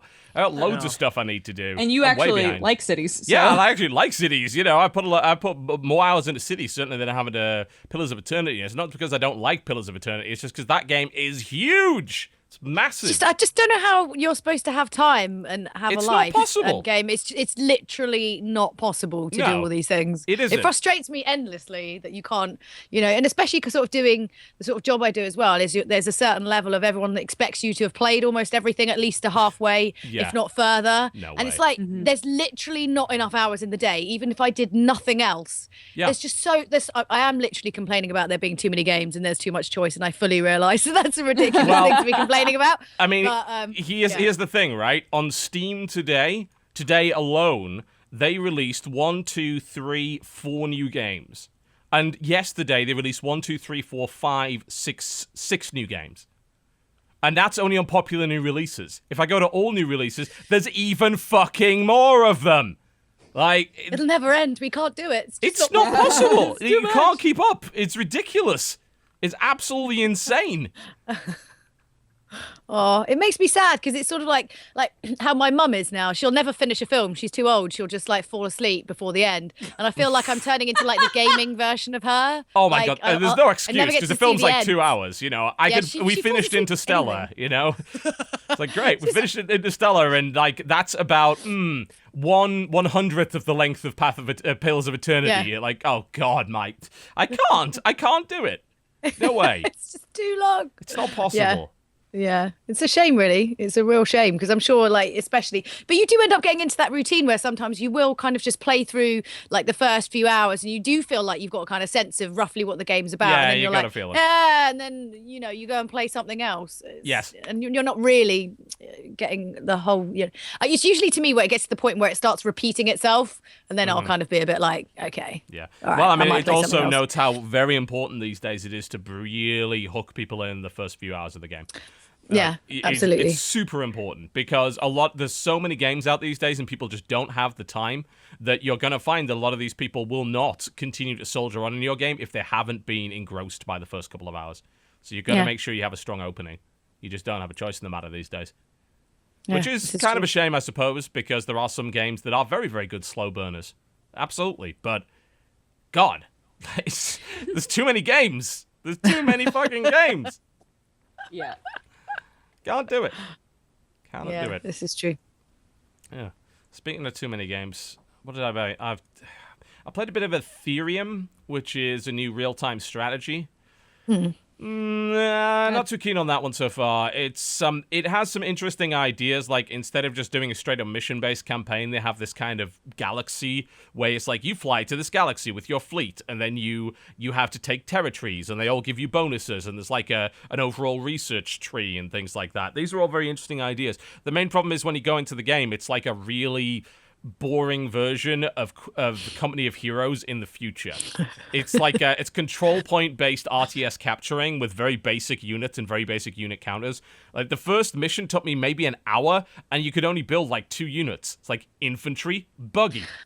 And you're just grinding through their defenses, and they're constantly building more shit to throw at you, and they're constantly like going behind your lines and breaking your supply lines. Like, fuck off! Like, now I've got to run halfway across the map to go and get you here. I've got to rebuild this building and do all this shit.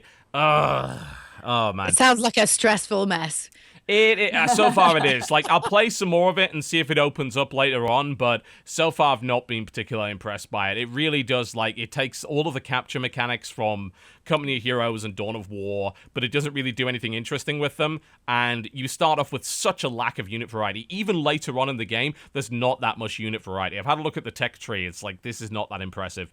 So it really is a lot of building the same unit and grinding them against the other dudes. The only interesting thing I did find is that there's neutral factions on the map, and you have to kind of convert some of your facilities into these special facilities to kind of capture them. Like, you can build hacking centers to hack into this ancient race of flying cubes that kind of shoot lasers at you and shit, and eventually you get control of them, which is kind of neat. I got access to parasites, which is these giant bugs, and I just killed the enemy with the giant bugs. And that was pretty fun. That's a kind of nice little neat mechanic, but that's a great example of a game that does not give a good first impression. It is slow. It takes a long time to get into. It starts you off with basically nothing. So it's just not that interesting initially. I'm not sure if I'm willing to play 5-6 more hours of it and hope that it opens up.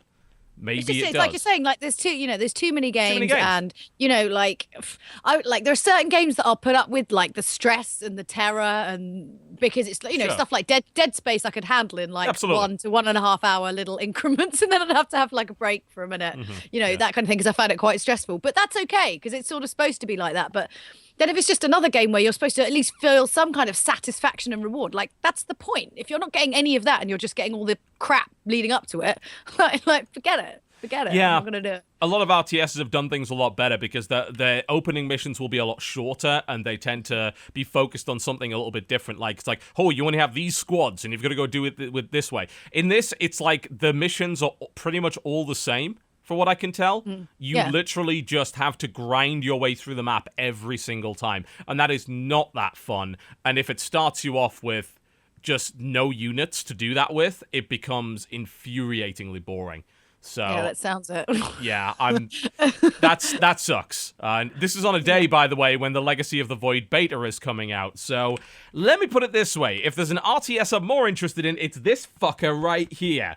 It's more StarCraft and less of that. And it's a bit of a shame that another RTS comes out and it doesn't appear to be that great, but it's also just the reality of it, isn't it? Like, it's a dead genre right now. There is a really cool one coming out called Active Aggression, which is the sequel to something called Active War, which came out like 2003. Really great RTS.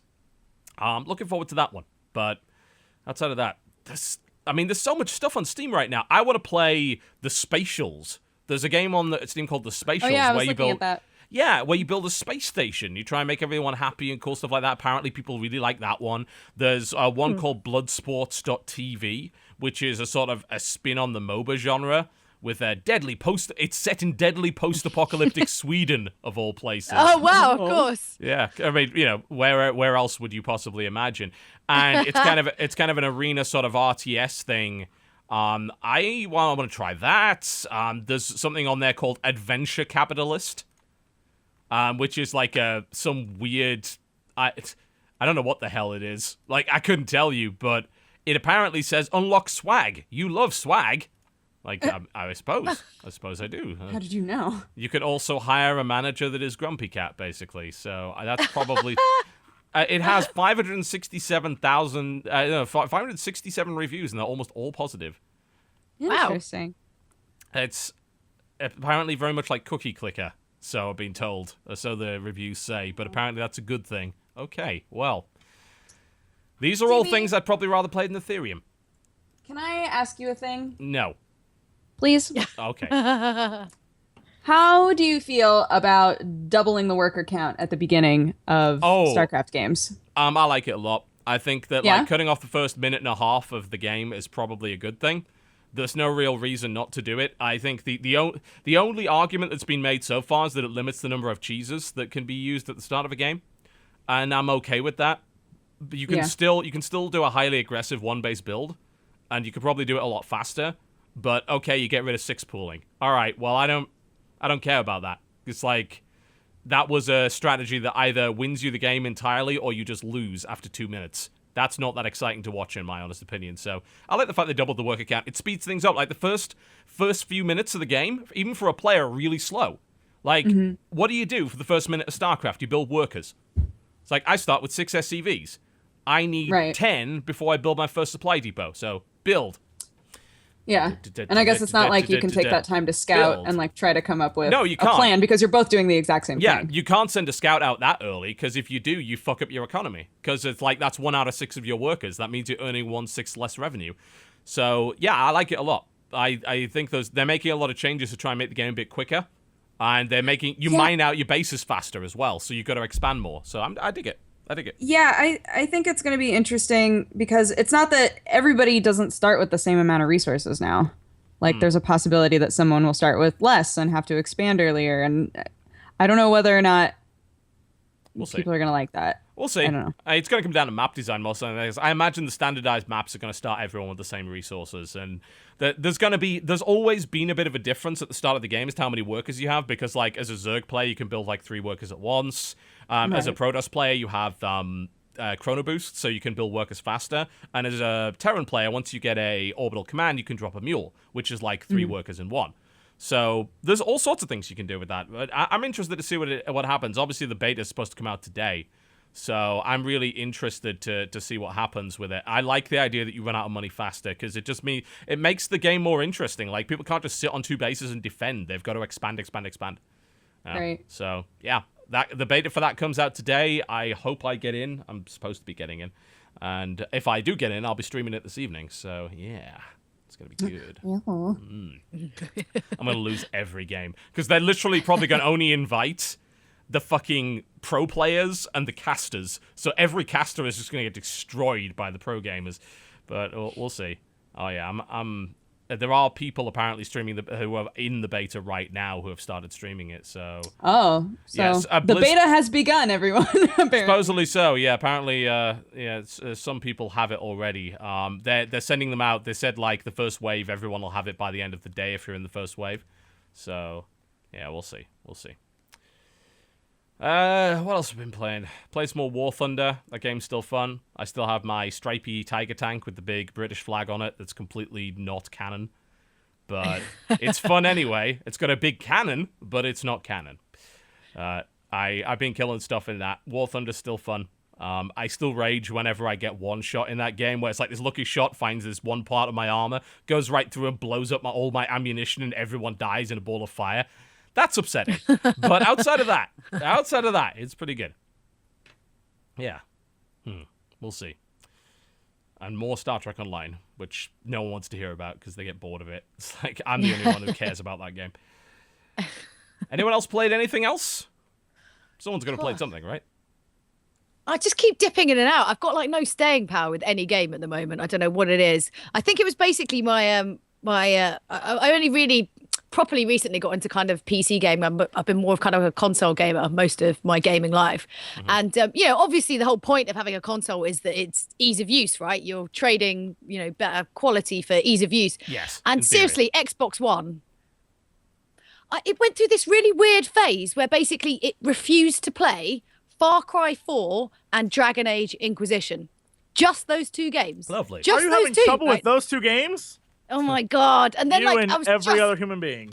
when you just got to the point where you've gone past the beginning bit and you were just like, yeah, okay, I'm getting into the rhythm of this now. This is going to be fun. I'm going to lose my life to this. And then it just stopped working. And I was so angry, like absolutely spitting anger. And then by the time I got it like working again, I sort of lost interest a little bit. So I keep dipping back in and out to everything, but not really. I don't know. This year feels really funny for games. I don't know what it is. Normally every year I'm genuinely really excited for like 10 things that just get me so excited. And this year it's sort of a bit, I don't know what it is. Yeah, I just don't feel that. I mean, The Witcher, amazing. I'll play that. I will love that. That'll be amazing. And like, yeah, some indie titles and stuff. But really, in terms of like big kind of console games, yeah, not so much really. I feel it all just feels a bit flat. How do you guys feel about it? What else are you excited about? I mean, I think right now the place to go for exciting stuff is definitely indie. There's really no doubt about that. There's so many cool indie games that are coming out, and the AAAs this year, so far anyway, have not really blown me away. I mean, right now, a lot of people on PC are waiting for Grand Theft Auto 5 that's been out for over a year. Yeah. That's like the biggest AAA that's coming out. Can you even think about any AAAs that are coming out soon that you're really excited about? Like literally The Witcher. That's it. That's like May or something. The Witcher, Metal Gear Solid 5, maybe. I mean, I'm more excited for stuff like Killing Floor 2, and all sorts of stuff like that that's kind of premium indie level. And we're getting all sorts of really interesting indies coming into the inbox. I got my Wonder List here, which has all of my review codes in it. It's so many. War for the Overworld's embargo lifts today, and I haven't even had a chance to play that yet. I've got a code for Convoy, which is that post-apocalyptic FTL-style Road Warrior game. I've got a code for Titan Souls, which is supposed to Oh, be I amazing. really want to play that. Have you seen how pretty it is? And it looks really cool and awesome, and I really want to play it. Oh, yeah. Yeah. I have code for that. That's embargoed until April the 14th. I can't say shit about that game yet, but there's all sorts of cool stuff. Like, there's this really Mortal awesome Kombat's coming out. Mortal Kombat. Ah, yeah, Mortal Mortal Kombat 10. Kombat. Okay, yep. That is one thing I am interested in playing a lot of, yeah. Evil I Liu played Kang. Oh, it looks really good. I played Looks a little so bit at E3 last year, and yeah, just looks beautiful, plays amazingly well. And I'm not a huge fan of obviously like beat 'em ups and stuff like that, but that Beat 'em I ups would are play hard, just because. Well, they're hard, but I'm a bit of a button basher. I'm like a strategic Yeah. button basher, so I don't Uh-huh. just press any button. I think about what the buttons might be if someone was to choose buttons, right? It's like it's probably like AAB. I reckon that's a thing, and then I'll just keep trying things out. I once got forced into like doing a Tekken tournament at the Eurogamer Oh, Expo. the Tekken's a giant button bashing game. You'll be fine Oh with my that. god. Well, no, see, they gave me like some training, and then I didn't want to sort of agree to do it. Entering like a proper competition and just being like a crap girl who just like turns up and doesn't do her homework or something. I was like, no, I'm actually going to spend some time and get really good at Tekken, and this will be really cool for this video. Yeah. And then they didn't give me the game. And I got What? like the day before. They didn't give me the game because it was ahead of launch. And then I didn't have my character because I wanted to play Kunimitsu. And so I had like 5 minutes of practicing, and then I just got thrown on a stage in front of a load of people. no. It's just like when you're like sweating, and this is like, oh, this is for all the girls out there, and you're like, yeah, okay. I think I'm completely ground, just like humiliated. That my reminds me entire of when I got gender. absolutely stomped today. Celebrity show match for Smite at the inaugural Smite tournament. Turns out the other team, led by fucking pro gamers, like What? That's not. that Come was on now. we got destroyed. It wasn't even funny. It got absolutely wrecked. Oh god. It's something about being on a stage. I had sweaty hands. I like sweaty Oh, yeah. everything. Trying to just keep it together and look really cool. No. You're trying not to Didn't look happen. angry as well. Jesse, nobody cares about your Heroes of the Storm team. Nobody. No one in the universe. This is the most I remember being workout you called- get all day. We get it. I remember being called best Uther player he had ever seen by a caster. I remember that. Man, I Sure you do. remember when Nobody else does.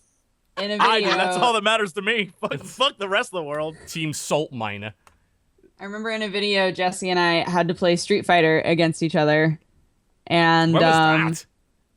it was a video that was never released. Oh, It was a video for a show that, like all shows that I'm in, they never release. Okay. Yeah. So, yeah. But yeah, they had us like play against each other with like casters there and like people behind Oh my us trying to God. help us out. And Jesse Yeah. was like, I'm just gonna button mash like I always do. And me, of course, I at that point especially had been playing a lot of Street Fighter, and I was like, I think I'll do okay. Yeah. No. Jesse beat me button mashing, and I was so ashamed. There's a like, Jury God, power. fuck this game. I don't want to play anymore. You guys are mean. Yeah. Yeah.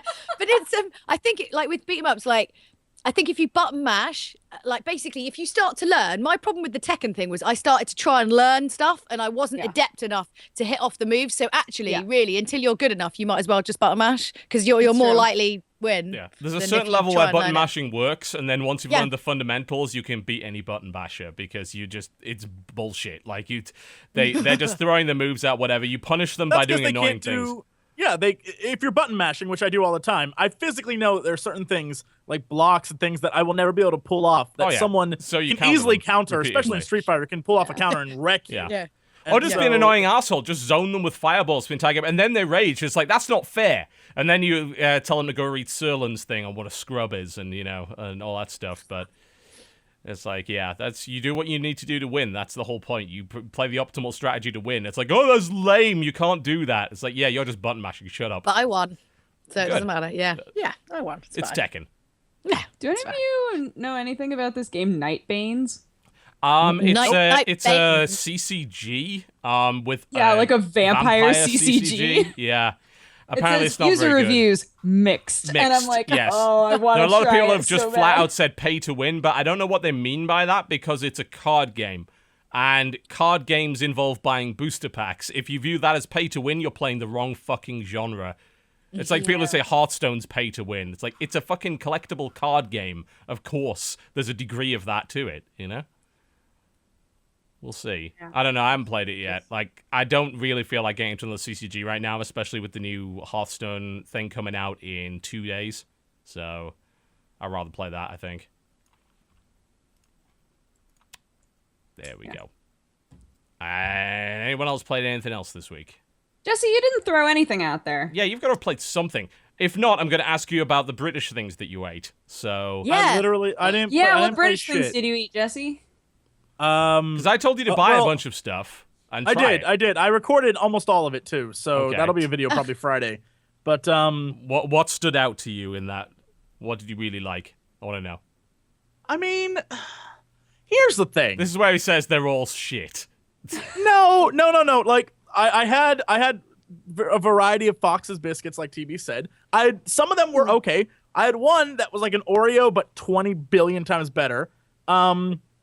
I had like I'm trying to think of like the other things. I was told by a lot of people to have like the Britishy things. The problem is, like everywhere else in the world, America just co-opted your shit, and we have it here. So when people are like, eat fish and chips, I'm like, that was good, but I had that before. Did you in go America. to a fish and chip shop for it, or did you go to a pub? a Fish real and like chip we shop. looked up the best one there was, and we went there like, one? well, we found 4, and so we chose the closest of the 4, and it was 4 very different good. places that boast best fish and chips. No, but like Yelp reviews and like the most people plus the high. So we did the whole thing, and it was very good. But at the same time, it was like I mean, except for the mashed peas, which is something we definitely don't have here in the States. I know, and I love mashed peas. Yeah, it was really good. But it's not something. It's like America has stolen the world's stuff. We've just taken it. I'm sorry. It happened.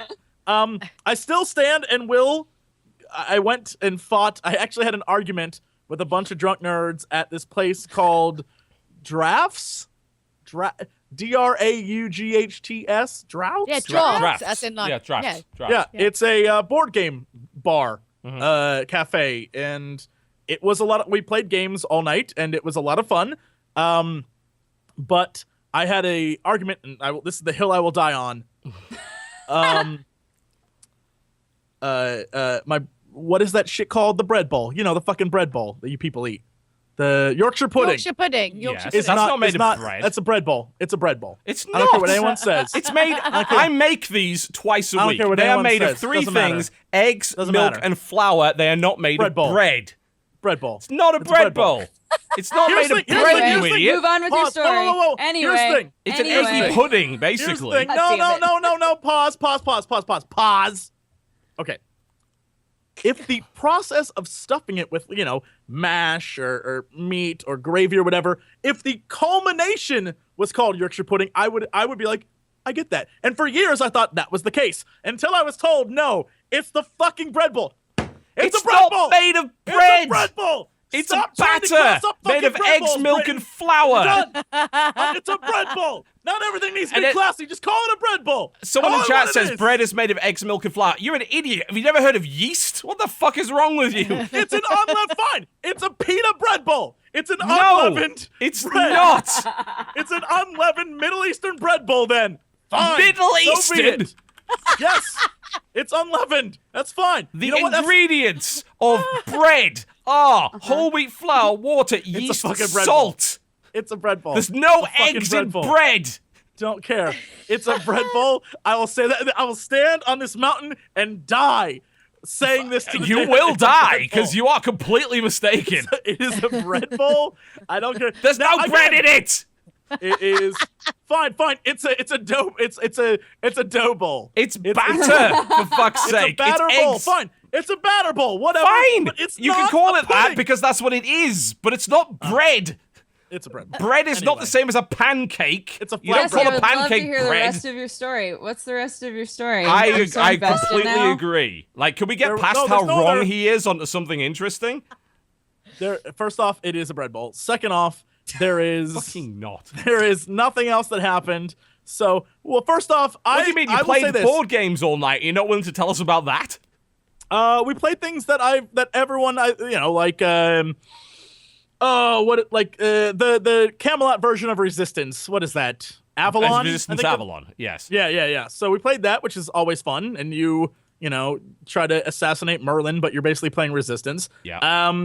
We played a game, Skulls? Question mark? Where Skulls? I'm trying to think of what it's called. Where each person, it's really really simple. It's a bluffing game. So you have 4 circular, very cool looking, kind of Mexican Dia de los Muertos like skulls, right? Okay. But like you have little they look like coasters really, and 3 are flowers and 1 is a skull. And you're playing a bluffing game where each person at the beginning puts down 1, and then the first person can either say, I think there are 1 flower down, or you can put down another thing, and you have to keep. Basically, you're bluffing to see who. I think there's 5 flowers. This is liar's dice, basically. Pretty much, yeah. That's all it is. But it's with beautiful looking and it is called artwork Skull, on little. apparently, yeah. Yeah, and that was a lot of fun. I learned a lot about the people I was playing with because they were you all always do. Yeah. horrible liars. But I will say this: being like on the internet is maybe the best thing in the world. I internet heartily disagree, but okay. No, internet celebrity is my favorite thing in the world, and I love it to death because the rest of the world. No. Because here's the deal: there's always gonna be assholes, but in the real world, off the internet, in the real world, where Never people heard of don't it. give a shit Right. about the stupid stuff that happens on the internet because it's all stupid. In the real world, no one gives a fuck who you are. It's great, so you can walk around and do whatever. But then when you go into a nerd bar, it's like, holy shit, are you Jesse Cox? I'm like, yes, I am. Can I have a seat at this table? Yes, you can. It's the Can best. I have a beer? Can I have your Yorkshire pudding bread bowl thingy? It is, but like it was, we walked in and they were like, it'll be a 5-hour wait, and I was like, what the shit? And they're like, sorry, it's really busy. And these dudes in the corner were like, oh shit, you want to come sit with us? It's like, yes, I do. So Wow, you played the internet celebrity card. That's pretty good. Or Yeah. it was It handed was- to you. It's rare to Fabulous. be able to play that. It depends where you go as to whether or not you're able to yeah, pull but that only off. nerdy places like Yeah. a board game cafe. That's where that shit happens. But everywhere else, you can walk around and no one bothers you, and it's the coolest. I will stand by that. I'm a I'll individual. concede that point. That's reasonable. Yeah. Do you play any other board games? It sounds like you guys kept it pretty light. We played shit. We played a bunch, but they were all card based games. Mostly because we didn't want to have to deal with pieces. There was Yeah. a lot of drinking going on, a lot of talking, it's and we gonna were get just, intense. bullshitting and having a good time. The Yeah. guys next to us, I don't know what game they were playing, and I wish I did, because it looked like a cyberpunk futuristic game, but it took up the entire table, and they had said they were there. Was it cards? I don't think Because so. I would have said it I- was Netrunner, but... they had been there since 10 a.m. Yeah. drinking and playing this game since 10 a.m. Sure. We left at They were probably playing Twilight Imperium or some shit, which can actually take Maybe. all day, quite literally. I don't know. We left at midnight and they were still sitting there playing it. That's how. And there was 5 people and they were so invested in this game, and I was like, Oh, yeah. I've never. I kept looking over to see if they were in a new game, and they were like, still playing. It's like, Some- what game is that? Wow. Yeah, some games can take all day. Like, it's Like ridiculous. Talisman. Oh, God, that's still dragging on. That's Holy mostly because we're shit, bad. That fucking game. We're still in that. We're 4 hours in. Krendor's died 3 times already. I think I'm the only one that still has my original character, if I recall. I have my correctly. original Oh, you character. have your original one as well, yeah.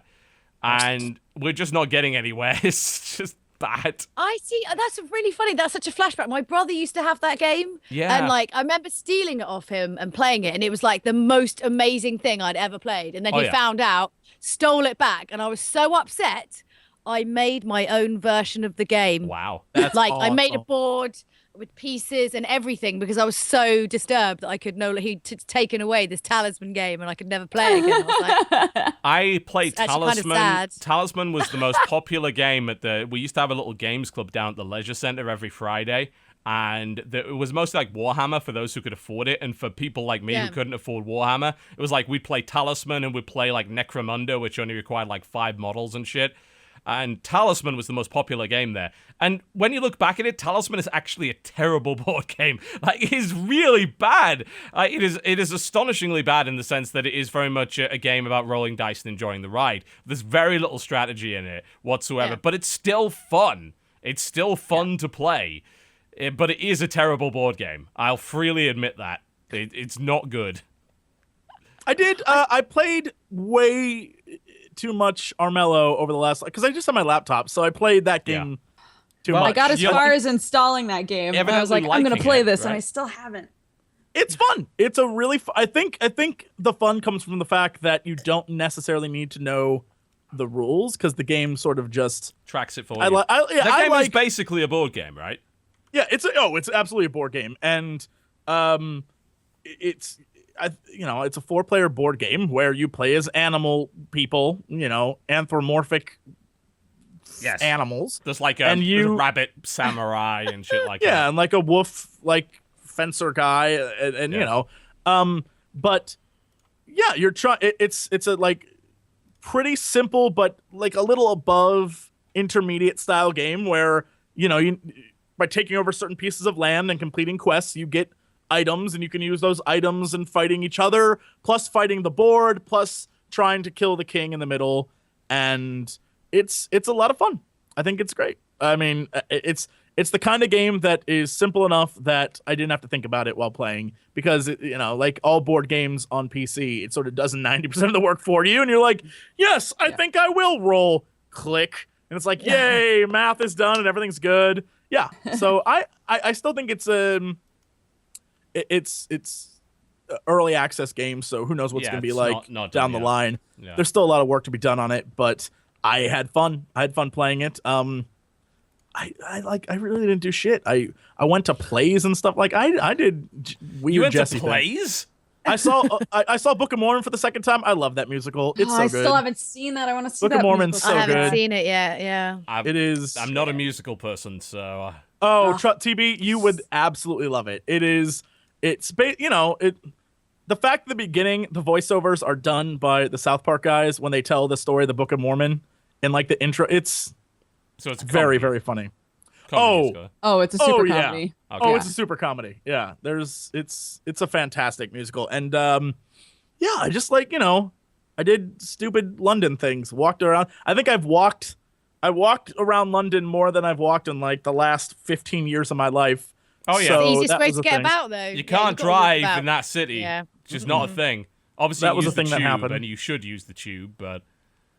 Well, basically, if anywhere's in like zone 1, I'll just walk it because it just takes the amount of time to go down into the underground and then go across and then go to the other side. And it doesn't involve stuffing yourself into a small, narrow metal tube and having yourself, fired across London.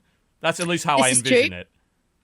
It's pretty much that, and men's armpits. You tend to have like quite a lot of your face in a man's armpit because obviously all the things hang like this, and I'm not quite tall enough, so it's like a lot of that, which it's not the best. My life, really, my whole life. Yep.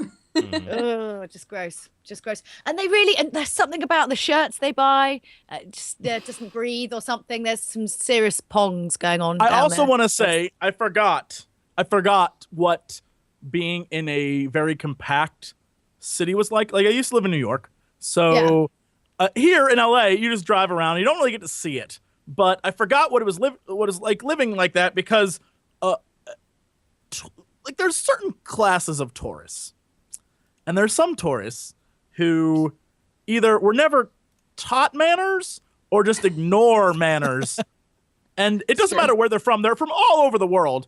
But there's the I'm walking, stop, look up, turn, and move it back in your... You're like, what are you doing? There's the we're going to walk really, really, really slow tourist and take photos of everything. There's the tourists who stand in a big group in the middle of wherever... I think I've decided that if I have to hate anyone after being in London, it's young, unsupervised French girls are literally the worst people on the planet. The French are everywhere in London right now. It's mental. Shit. I've never wanted to I don't purport to like violence against other human beings. But if I could kick anyone in front of any vehicle...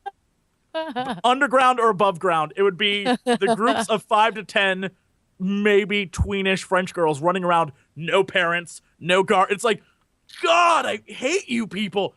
Not the French, just French girls. Just stop existing. That's all I'm gonna say. Not a fan of them. It was worse than Dodger and Aaron walking around London singing for hours on end. At least I was their supervisor. So I kept them in check by telling them they sang awfully. Right. These girls had none of that. They would go up to the floating Yodas and poke at him and stuff, and it's like, leave him alone. It's just a fucking floating Yoda. God damn it. It's so gross.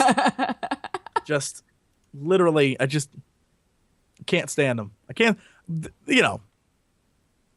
Mm-hmm. You know what I'm saying. French girls. I don't know. No. You know what I'm saying. No, You know what I'm saying, though, right? Not The particularly. floating Yodas. There's so many floating people in London now. It's really That's weird. the new thing, apparently. It's Everyone's the like, new have you thing. seen the floaters? I'm like, what are you talking about? Yeah, Hang on that a sounds minute, like what? something else. Yeah, it does. But they're everywhere. There's Yeah. Are they always just like advertisement float? Sort of things? no. They're people. It's so imagine a Yoda, a person dressed up as Yoda, floating Okay. in the air, holding a big cane. Levitating. Yeah, like levitating. levitating in the air, holding a cane. And it's all that sort of thing where, like, in the robe is the rest of the cane that goes into, like, a contraption that's under the robe that makes it look like, it's all weights and it makes them look like they're levitating. Like, there are Okay. people dressed as statues. It's just, like, a cool trick, but they're everywhere. Like, it's the new standing still man, right? The guy who's like, Gotcha. I'm a statue. It's the new version of that. Okay. It is. Well, that so sounds weird. really interesting. Yeah, it's No. all street performers. Yeah, everywhere. They were everywhere. Yeah. And you know who wouldn't leave them alone? Little French girls. French They girls. were like They love to like- poke a Yoda. the pigeons of London. Little Hashtag French poke girls. my Yoda. I'm gotta just saying. happen. Just saying, nothing wrong with the French, lovely people, but your young women are the worst. Literally the worst people on the planet. Oh dear. Sorry. Sounds like a good time to take a break, frankly. When we come back, we'll be dealing with what news there is. Not really a huge amount of it, as we've had a fairly uneventful month so far in gaming, which is probably for the best. We'll be right back after the break. You are watching the Co-Optional Podcast, so don't go anywhere. Ladies and gentlemen, welcome back to the Co-Optional Podcast. We have a silent dodger, because apparently this is like some crazy stuff going on. Oh my god. Okay, so she's gonna mute the mic for the time being because apparently there's some horrible shit going on in her around her house. Oops. Well, it happens. There's not much we can really do about that. All right, let's move on to the news, of which there is actually so little. There is something I want to bring up, by the way, just before we kick off. So the free-to-play game Nosgoth, which a lot of us have played. And, I mean, I personally thought it was okay. I think Strippin liked it quite a lot as well, if I recall correctly. So a lot of us have played Nosgoth. They've put out a pack that lets you get all of the current and future content, basically all for one price. And that's a free-to-play game. So it's one of those few games that have actually done the thing that people ask them to, which is like, for fuck's sake, we don't want to deal with your free-to-play model. Please just let us buy everything in one go. So apparently they let you do that now, so... That's Thumbs cool. up to them for that. Don't know how much it costs. I had a look earlier on Steam. I thought, hey, that sounds like something I'd probably buy, because I think Nosgoth's kind of fun. But I can't find the price for it anywhere. So I'm not 100% sure how much this thing actually costs. I would love to tell you, but I don't have a bloody clue at the moment. It's probably not cheap. I can't imagine it... I don't know, maybe they tried to price match Smite, which does it for like $30, which frankly is ludicrous. Like, that's really cheap. Imagine if League of Legends let you have all the heroes for $30. They'd never in a million years. Yeah. Not a hope. But outside of that, they have done that, and I think that's pretty cool, because that game's actually alright. So, that's nice. Alright, outside of that, let's move on to whatever there is, which there really isn't a lot, honestly. There's not a huge amount going on, really. There's been in the UK. There's been a lot of people kind of I think a BBC radio station was talking again about age ratings. Yes, there's been some controversy, wasn't it? Supposedly some teachers have threatened to. Oh, it's in Cheshire. I'm going to talk about this tomorrow on Sky. Let's go. Basically, apparently, if in Cheshire, teachers find out that you're letting your kids play Grand Theft Auto, they're going to call like child services or the police on you as a parent. Which, if you're living in America, that sounds ridiculous. But you have to bear in mind that are they still using BBFC ratings? I haven't been there for a number of years. I know at one point they were using It's not BBFC really. ratings, which are legally binding. Because when I worked at Game, if I sold a Yeah. BBFC rated game to a minor, I could be actually jailed for 2 years and fined. Yep. Yep. I mean, it was funny actually. I was in CEX, which is like, do you have CEX in America? I don't know if it's a thing. No, but I know exactly what it is. It's computer Computer exchange. exchange. It's your dodgy second-hand place.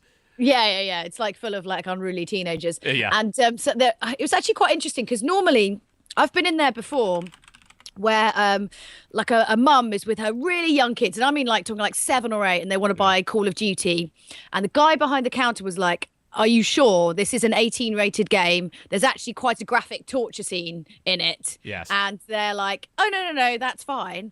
And then when I was in there today, it was actually quite interesting. A chap went in who was buying like a secondhand PS3. So he bought this PS3 and he's like quite a tool kid, but he's obviously still quite young. Yeah. And then he came back and was trying to buy like Grand Theft Auto and Call of Duty. And the guy's like, I'm going to need to see some ID. Yeah, and he's like, well, I just bought this PS3. He's like, yeah, but that doesn't have an age rating. Like, no. This does have an age rating. I'm going to need to see some ID. And he's like, oh, but, come on then. And, kind of this sort of chit chat. Yeah. And he's like, look, I basically, I'll get jail for 2 years and it's a $5,000 fine. Yep. Now, bearing in mind, anyone working at CEX is probably on minimum wage. That would be more than all they would earn in a year. I worked at Game and we got 10p more than the minimum wage. It's like, it's ridiculous. But the best thing was, right, he then went into the queue, like right in front. No, the best thing was a guy came in right next to him and he was like, oh, mate, can you buy this? It's right in front. Like, he's at the counter. Can you buy this for me? And the dude's like, he works here. He's going to get 2 years and $5,000 fine. Obviously not. He then went to the queue, which was just over there, right in front of everyone, and went up to some guy with some money and was like, can you buy this for me? And he's like, I can see you. You're right in front of me. I mean, at least have the decency to go outside and ask some weird drunk guy to do it. Yeah, not be a weird one. Yeah. Yeah, so age ratings in the US are not legally binding. Like they are there purely as a self-regulatory mechanism. PEGI ratings are legally binding. So it's a weird situation because if a kid buys this stuff, it's not the kid doesn't get fined. The kid isn't held responsible. The retailer is held responsible. So if the parents do it, then you've got one, you think you'd hold the parents responsible, but simultaneously, pretty sure that doesn't work that way. I'm fairly sure there's no law that says you can't buy a game and then allow your kid to play it. I'm pretty sure that's not against the law. Only selling to a minor is. But I could be wrong because I worked at Game 7-8 years ago. So well, I think they're working off the idea that it's a form of neglect. So you're a bad parent. So you'll get done on that rather than which is bullshit. Because it's the parent. It's like the same. Would they do the same thing with a violent movie? Probably not. I mean, there's no law against allowing your parents. The point is the parents are supposed to be able to make the choice. They're supposed to be the guys who are, as someone pointed out in the chat, curating for their kids. They make the call as to whether or not their kid is mature enough to deal with something. Because some kids are and some kids aren't. Yeah, and no, absolutely. To me, that absolutely seems it should be on the parents. The fact that the schools are getting involved, that is it's a bit of a weird thing. I mean, I do find it a bit weird, like if a kid's kind of like 14, 15, 16, and like, there's certain levels of maturity, but like when a kid's like 7, you're like, I don't know if it seems like too far away from the actual target audience. Sure. It doesn't seem quite appropriate. I don't think I'd be cool. I remember I saw my first 18 when I was 7, and I was staying over at a friend's house, and my mum had to come and get me because I was having nightmares. I'm not even kidding. It was so embarrassing. Oh, yeah. Which movie was it? Oh God, it was Creepshow 2. It's just some stupid hokey, because I had a really bad fear of water because my brothers tormented me so much as a child, and it was the thing in the lake, like the oil slick that eats people, and although I was really good at swimming at school because every time I got in the water, I just imagined that was chasing me, and I was like one of the fastest in my year. Yeah, but I'd get out at the end of the race, and everyone would be like, "Why are you getting out of the water?" And I'd be like, "Oh, I won. Cool." I think to me, it seems like a way overextension of loco parentis. Like, I think that is far beyond what a school should be doing. I mean, calling the parents is reasonable. Saying, look, like, your kid is, is maybe, like, trying to act out scenes from this video game that's violent, or is maybe quoting sweary lines or whatever. Sure, that's a discipline issue. But policing what the kid does outside of the school is, frankly, none of the school's fucking business, as far as I'm concerned. That is... That's a highly conservative way of looking at things. I mean, I think there is this kind of thing, I think, with video games. Like, if you've ever been around young children, they are just, oh my God, they're just time stealers, right? You're like, cool, you like buy them like a DVD and you're like, I'm going to get 2 hours break. No, you're not. You're going to put the DVD on and in 5 minutes they come in the room and they want something. God, it's never ending, right? And then with the video game, they go away and they stay away. It's like this magical thing that parents can, like, it's allowing a PlayStation to be a parent, like it's a substitute parent. There's definitely a lot of problems with that. I don't think it's a good way of parenting, but I still don't think it's got anything to do with the goddamn school. Anything. Yeah, absolutely. No, I absolutely agree. But it's also, it comes from a real ignorance about video games and about, you know what I mean? Like, it's going to make people violent and all this sort of stuff. I mean, and Call of Duty in particular is ridiculous. Like, most of the Call of Duty games, you shoot someone and money comes out of them. You know, it's Call of Duty multiplayer is actually not really that violent. Like, it's comedically violent in many ways. The campaign, less so, but most of these guys aren't playing the campaign. They buy it for the multiplayer. Yep. And frankly, you know, it's none of the school's business what these kids are doing. It's like, I can only imagine what would have happened if they'd found out at 13 that I played Doom. It's like, oh no, Doom and Quake. Oh. Yeah, that was so graphic. So graphic. It's like, it's almost pixelated. You know, blood. when it comes to my kid, I stick by age ratings, right? Like, he gets to play games that are within his age rating, and I use age ratings the way that they're supposed to be used. So he plays things like Gary's Mod, and he plays things like Minecraft and Terraria and stuff that's kind of and the Nintendo stuff that's suitable for him. But that's my business as a parent to decide what he can watch and what he can't watch. We've had him watch a movie that has been outside of his age rating before, and that's been fine. And then there's some movies like that he actually didn't want to watch because he literally says, I think this is too scary for me. You know, You'd be surprised how smart kids actually are, you know, when it comes to deciding what entertainment is actually suitable for them. I did kind of my best mate's got 3 kids. I did accidentally, when one of them was 7, like make him watch The Mummy, because I was like, The Mummy, it's like funny. It's like The Mummy's got some scary moments in it. Yeah.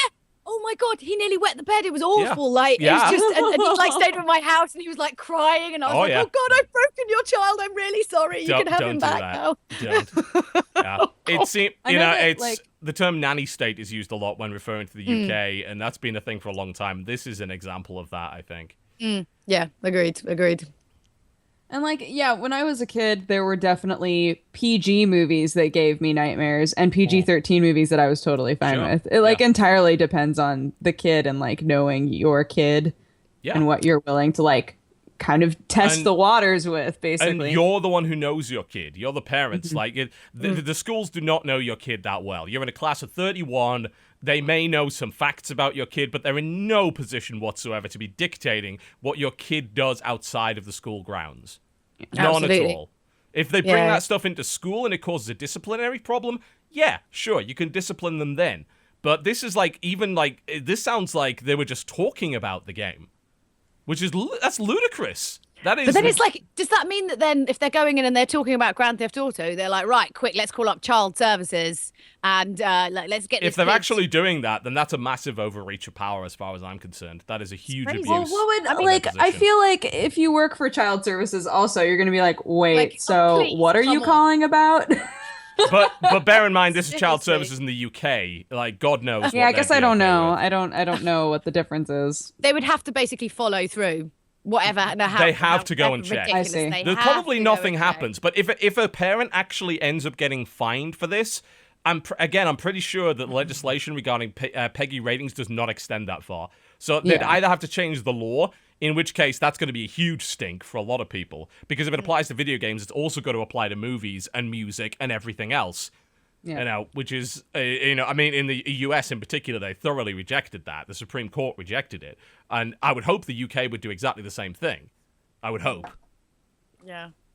I mean, but we also live in a world where Turkey's, the Agency for Family declared that Minecraft promoted violence and thus was banned. What?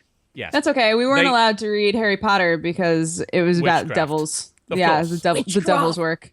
Witchcraft. Yeah. Also, Pokemon. Pokemon was also about something. Someone probably should mention to these people that witchcraft isn't a real thing, but never mind. Yeah, I mean, come on now, really. Can we get past believing that witches are real, please? Like, it's just not. When you go to a private school for most of your life, everything's real. Oh, dear. Really? I'm But you'd very think glad that I they'd did not be then. a bit more progressive, being that they had like money or something. I don't know. Well, if it was like, a have more religious textbooks. private school, It's a absolutely religious not. private school, there you yeah. go. you know. Okay, I understand now. I'm glad That makes I sense. went to a non-private school. Just went to regular comprehensive like everybody else. You don't have to have that crushing guilt that just hangs over you and Yeah. compacts you like a car.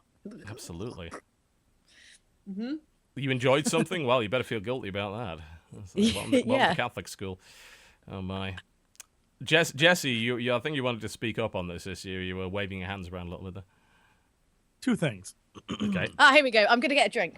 All right. First, I looked up the Creepshow 2 description of what horrified you as a child. And I want to point out that it might be the best fucking thing I've ever read, because here's what freaked you out. Yeah. It looked like a toupee.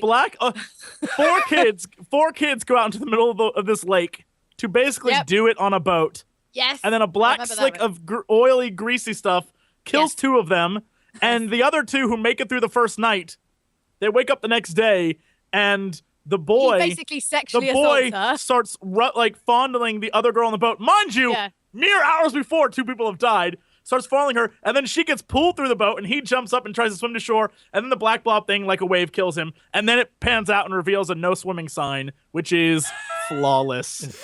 Yeah. Flawless. Flawless victory right there. Flawless. Second God. thing, back to the topic, I would simply say it is a parent's responsibility to watch their kids, not the government's, and not a teacher's, and not anyone else's. And the fact that a government has to do that, I think is stupid, and probably because a bunch of parents spoke up because they're too lazy to actually raise their kids, and they'd rather blame someone else for their awful children than themselves. Well, I hope they enjoy Yeah. fines and jail time then, because that's going to come back to bite them in the arse. Yeah, I know. They're complaining. They're the now. ones who are It's going to be a- held responsible for it, so it's Yeah. probably a pretty bad idea. But you got to bear in mind, this is the UK government. This is the same place that put a opt-out porn filter over the entire fucking country. Yeah, Yep. because that'll help. Yeah. No what was female it- ejaculation, guys. Oh, Not- yes, not and that ban learned. things like female ejaculation and face-sitting in porn produced in the UK, because Really? apparently Like, that's come on, people. dangerous. Yeah. It's Still my dangerous. favorite thing that we've covered. Well, I mean, it's Yeah. good job female ejaculation isn't real, right? Along with the female orgasm, so, you know, it's all really I know, it fake can just- anyway. Obviously. It can go Basically like along with wrestling, the you know, liberal it's all agenda, scripted. everybody. Yeah, wrestling, witchcraft, female orgasms, female. Yeah. We'll just put it in None a of box them are and real. rest- None of them. It's all What completely was it? fictitious. Was it like That's a how I thought you Microsoft- got to the female orgasm, was through wrestling, followed by witchcraft. Female orgasm. That's how I thought you got there. I thought those were the steps. I really wish there was. Like, Sometimes I some- think Oh, you it have is. to do the minority report thing too, though. Oh, yeah. The Yeah, we minority have to do these. And then report. Yeah, done. Gotcha. All right. Sploosh. Now it's all Amazing. making sense. Perfect. Perfect. Oh, shit. What were we talking about? I don't know. I think it was the juicy penis control, if I recall correctly. But that'll be banned in the UK. That I can guarantee.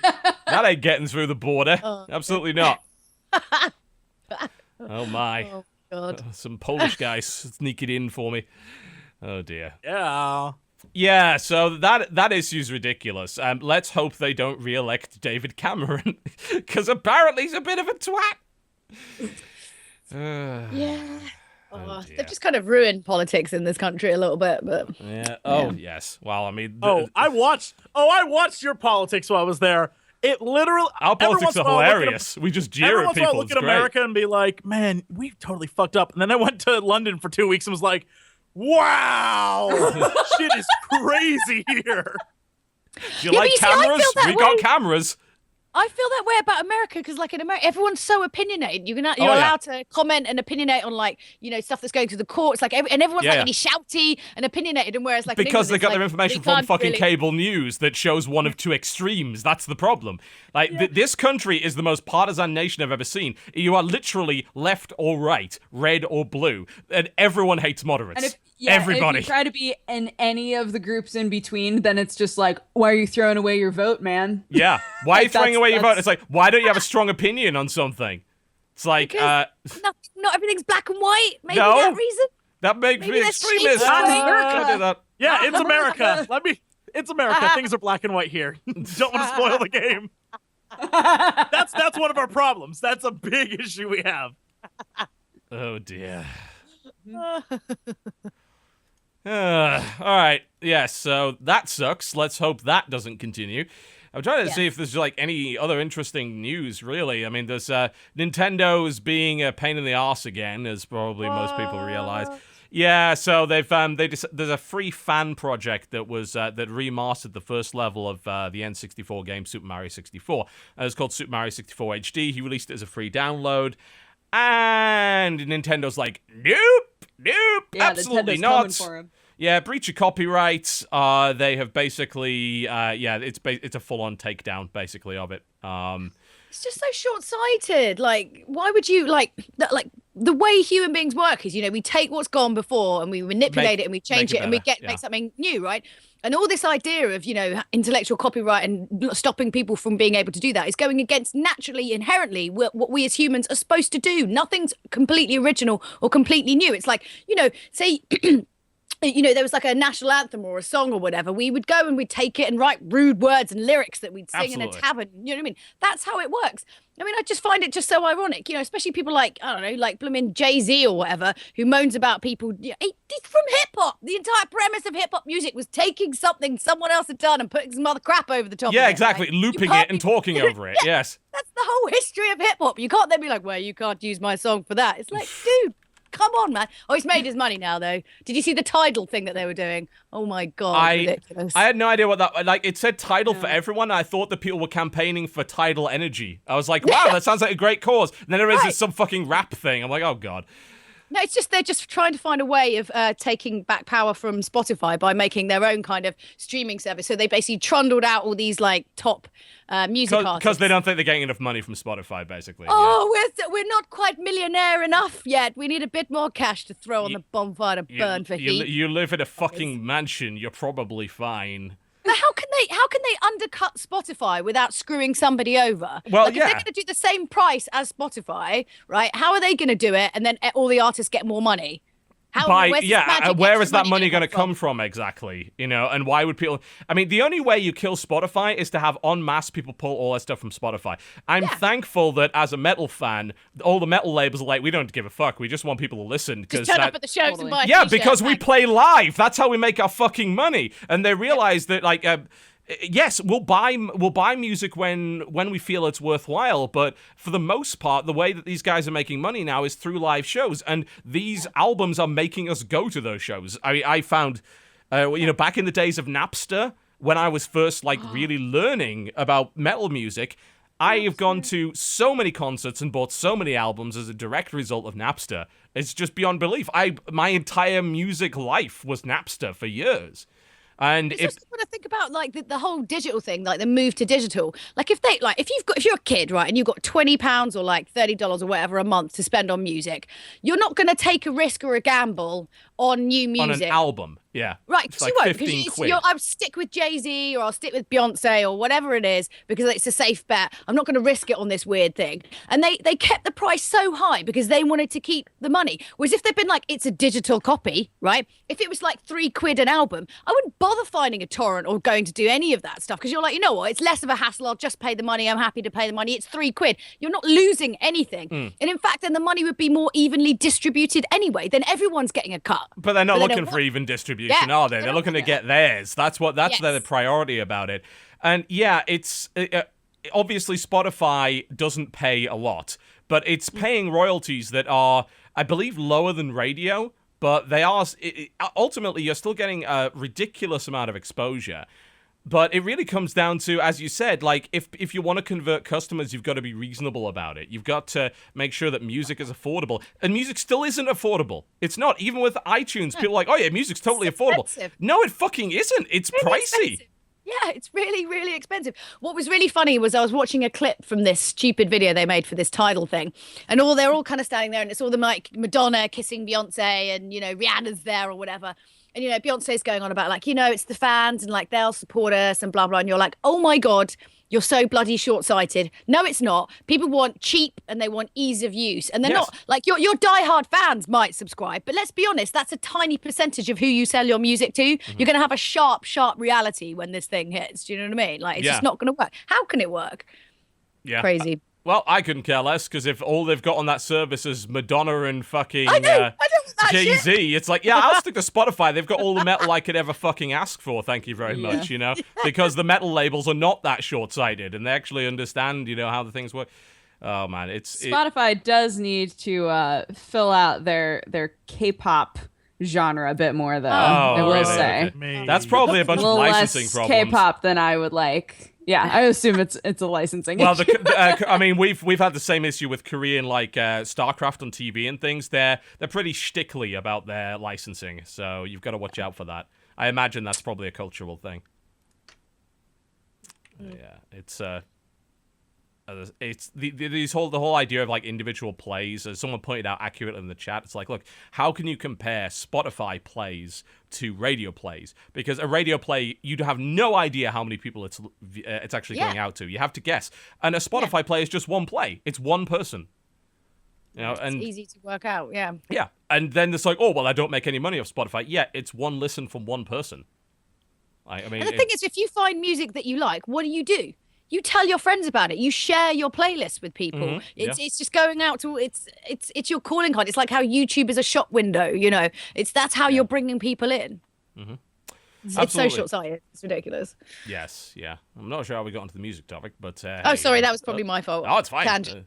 It's interesting enough. Like, there isn't really too much on the games front this week, but if you want to compare it to games, you compare it to the way Steam has been doing things. Like, they've made gaming affordable. PC gaming is more affordable than console gaming, and it has been for quite some time now, because of things like Steam and because of the competition with Steam and things like the Humble Bundle. Go to the Humble Bundle right now, guys. Go check it out. There's a brand new Humble Bundle, and it's ridiculous what's in this fucking thing.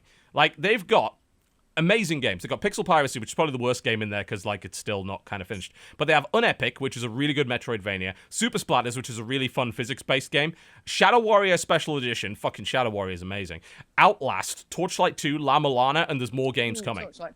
Yeah, love my Torchlight. Torchlight 2 is worth that whole bundle alone. And that bundle will cost you $10 at most if you want Shadow Warrior. And that makes it worthwhile, by the way. Get Shadow Warrior. It's so good. And you get the soundtracks, and you support charity. Wow. This is why, this is why PC gaming is so fucking good, because you can get stuff like this, and you support the devs. They get a good chunk of change from a game that's kind of old and has kind of tailed off by now.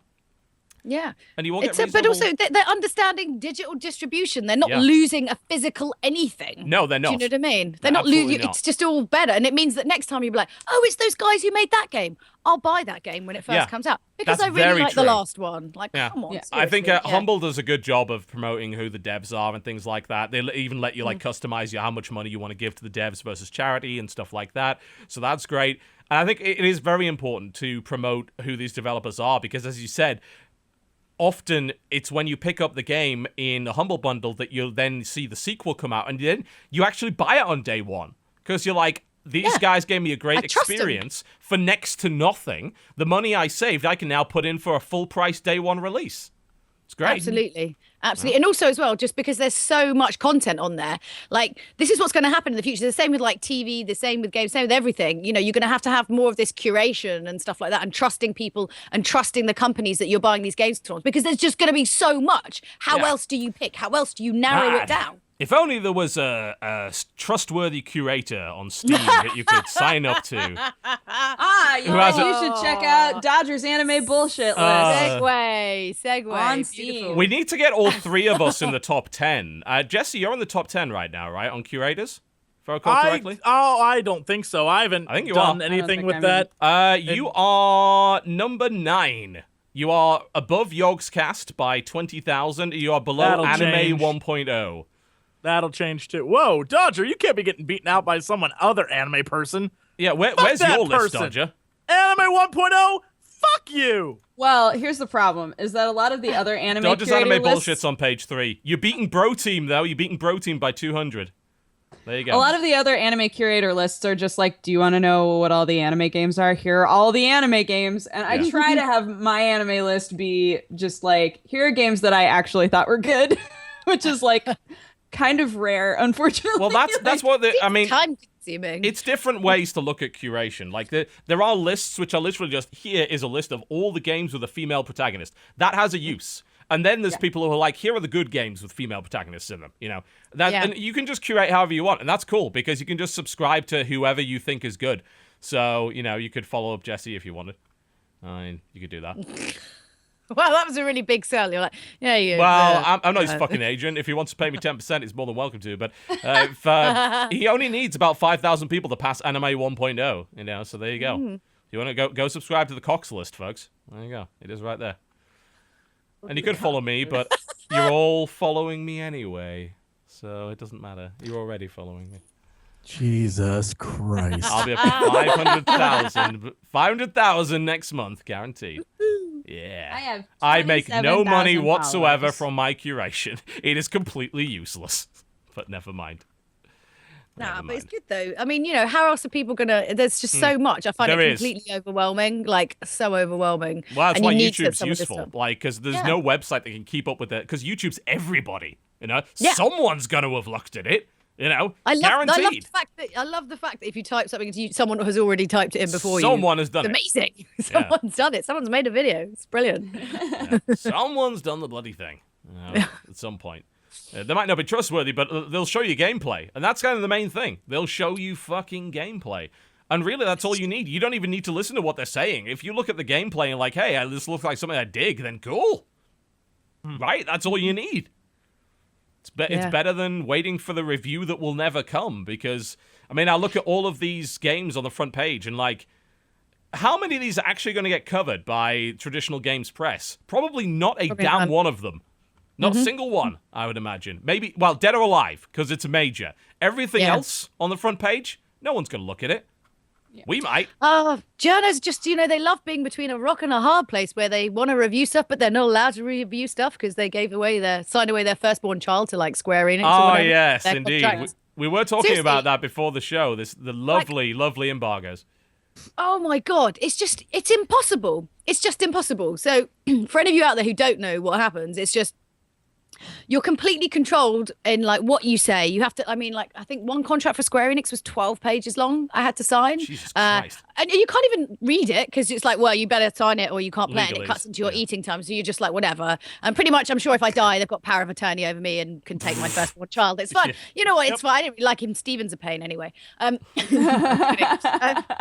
you know, you're really stuck between a rock and a hard place because, you know, I think journalists get a lot of bad flack, you know, for this, you know, this... People seem to sort of think that it's them that want to be corrupted or something like that. But really, you're completely stuck. If you break the embargo or you go against anything in any way, you will know. That's it, blacklisted. You won't get to review anything else. And you know that something's going to be terrible because they won't let you, the embargo will be right on the release day. Or after it. You remember the Assassin's Creed Unity embargo that was 12 hours after launch? It's just, I mean, you're basically completely screwed.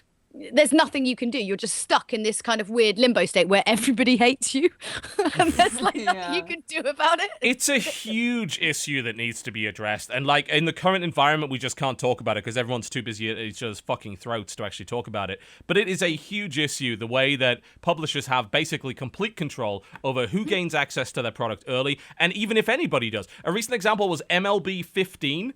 They just didn't send out review copies. The excuse they made was that apparently this one mode, I think called Diamond Dynasty or whatever, the servers weren't up for it. So they're like, well, we're just not going to send copies out then, because then you can't look at this. I was like, well, what about the rest of the fucking game? And more to the point, why didn't you bring the servers up so that reviewers could actually play it?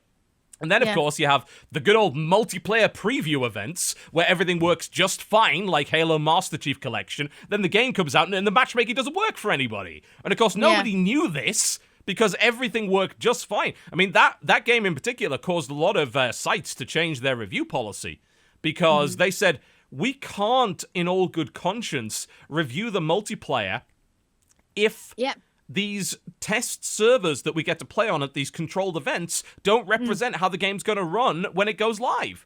And then, of course, we had the Shadow of Mordor bullshit on PC, where you literally could not get an early copy of the game unless you signed up to a YouTube brand deal, where you were not allowed to say anything negative about the game, and you were paid to do it, which means that your opinion is automatically biased and, frankly, not worth listening to.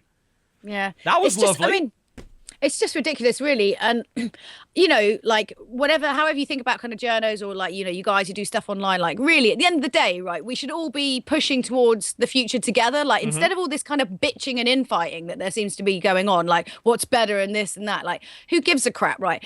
Like gaming's never going to move forward unless we can have like a united front. And the only way we can change these things, like these policies that these publishers have, is to all basically be like, well, screw you. We need to like put our foot down or do something, because the problem is it was just going to keep going the way it's going because they've got too much money at stake.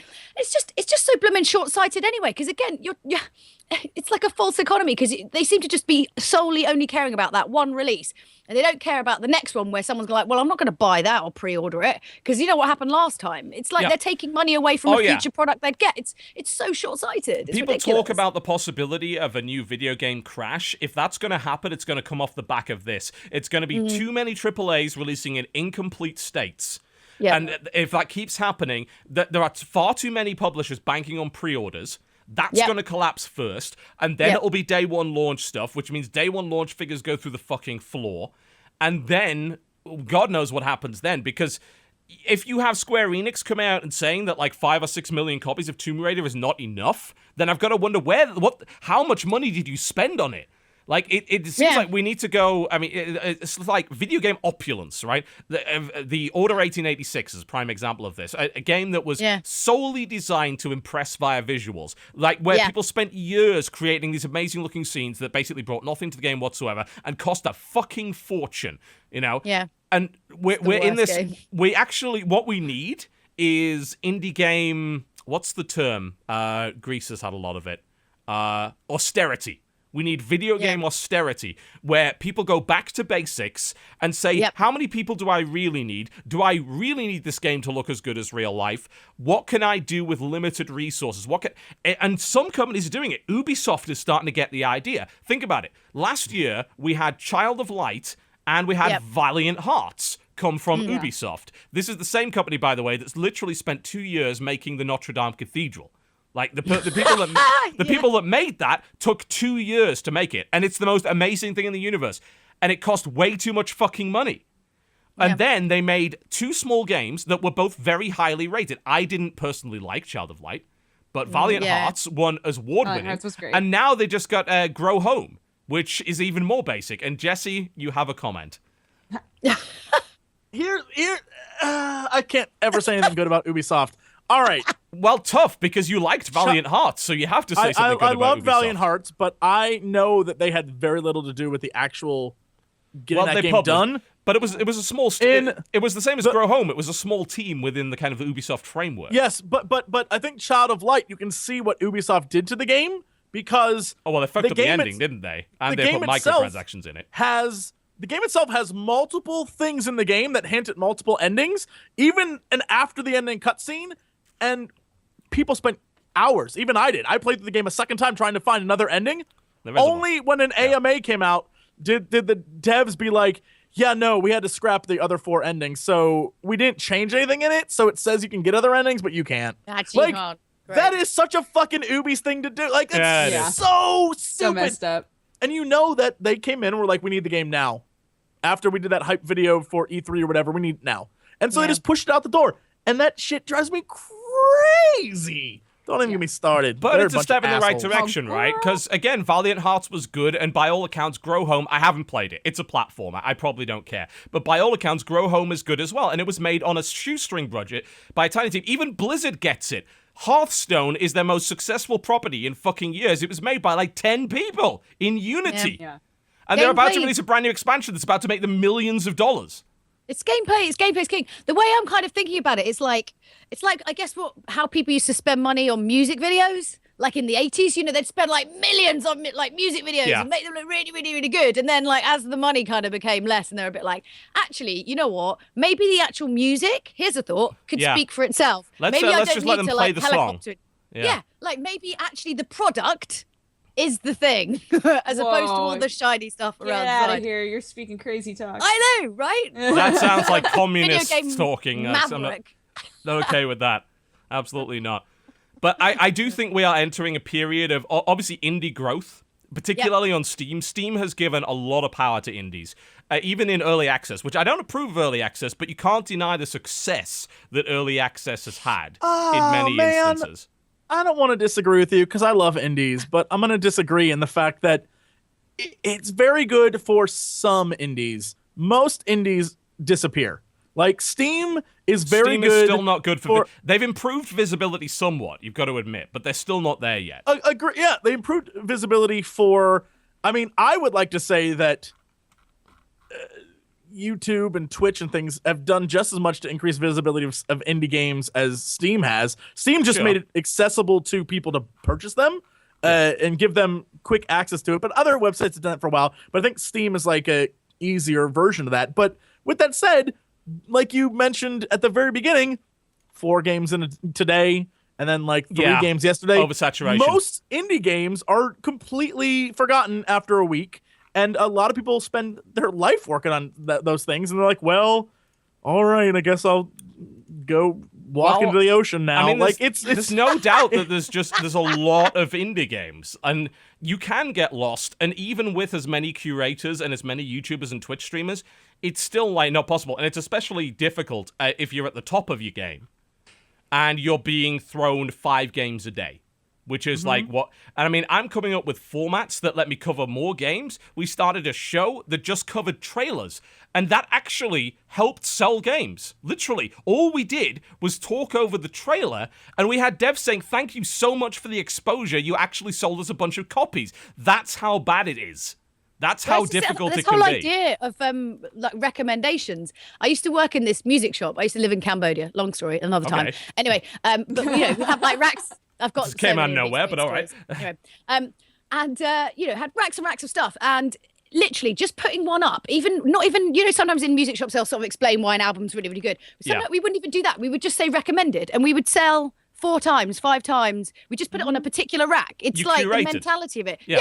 But even we'd try it with really crap stuff just to see if it would still work, and it would still work. It's just that idea of taking something out, and it's more trusted than trusting sometimes your own judgment, or I don't know, just having someone kind of how far that extends. We on the way back from the Surgeon today, we decided to drive into Zaxby's, which is it's basically a chicken place. It's kind of slightly more market chicken place. I want chicken. Zaxby's. I was gonna say chicken sounds awesome. They make some good stuff. And they have at the top best sellers.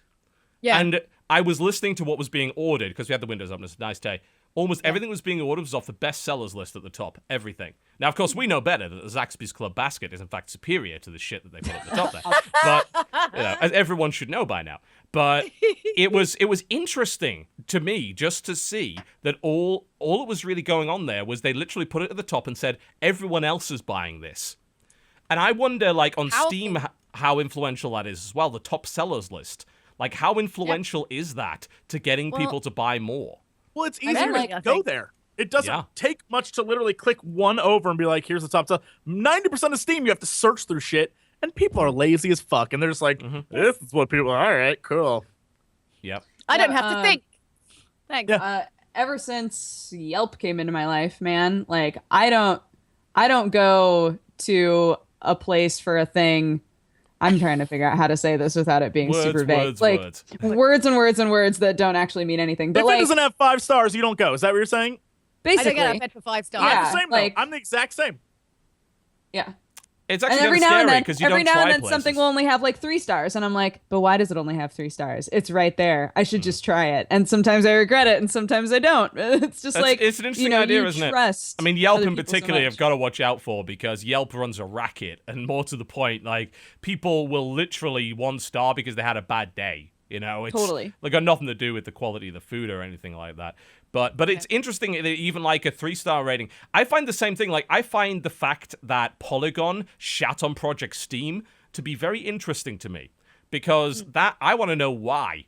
I'm very curious because there's a divided opinion on that game, which actually makes me more interested in it as opposed to something that has universal acclaim. I want to know. It's like, is this a diamond in the rough? Are Polygon just a bunch of idiots? Yes, but is the game any good? That's the question. Or if you're, like me, you deliberately find the worst ones. Yes, there are people like you. Yes. You exist. You keep Yeah. Silver Dollar in business. Well done. I know. I'm like single-handed. I should apologize to Did the you world know? for that. Did you know the second highest rated game of all time on Steam is by Yeah. Silver Dollar? No. What is One it? Finger What is it? Death Punch. It is the second highest rated my- game of all time on Steam. Wow. I promote the shit out of One Finger Death Punch because it's incredible. You would have no idea that Silver Dollar made this game. It is one of the most fun games. I put it in my top 10 of last year. It was that good. Wow. Oh my god, I need to play this. Oh, it's so good. It's so good. It's the best. Like, it literally is 2 buttons of fury. Like, it really is. You feel like Bruce Lee playing that game. It's so good. Oh, man. But yeah, it's the second highest rated game on Steam. I think right Wow. after Portal, I think, if I recall Wow. correctly. Yeah. Wow. I just discovered that yesterday. I discovered that they actually did get... I don't know how you find it. I accidentally found it somehow. There is a list of... They'll run down by overall user rating, and that Yeah. exists. You can find that. I just don't know where. It's Ooh. somewhere, but it's worth looking at because there's some really weird games in there that you wouldn't ever expect to be there. What are your top like most terrible games? Most terrible? Well, Yeah. the ones that tried to ruin my channel by copyright striking my videos are probably pretty high Oh. on that list. Guys of the Wolf and Day One Gary's Incident.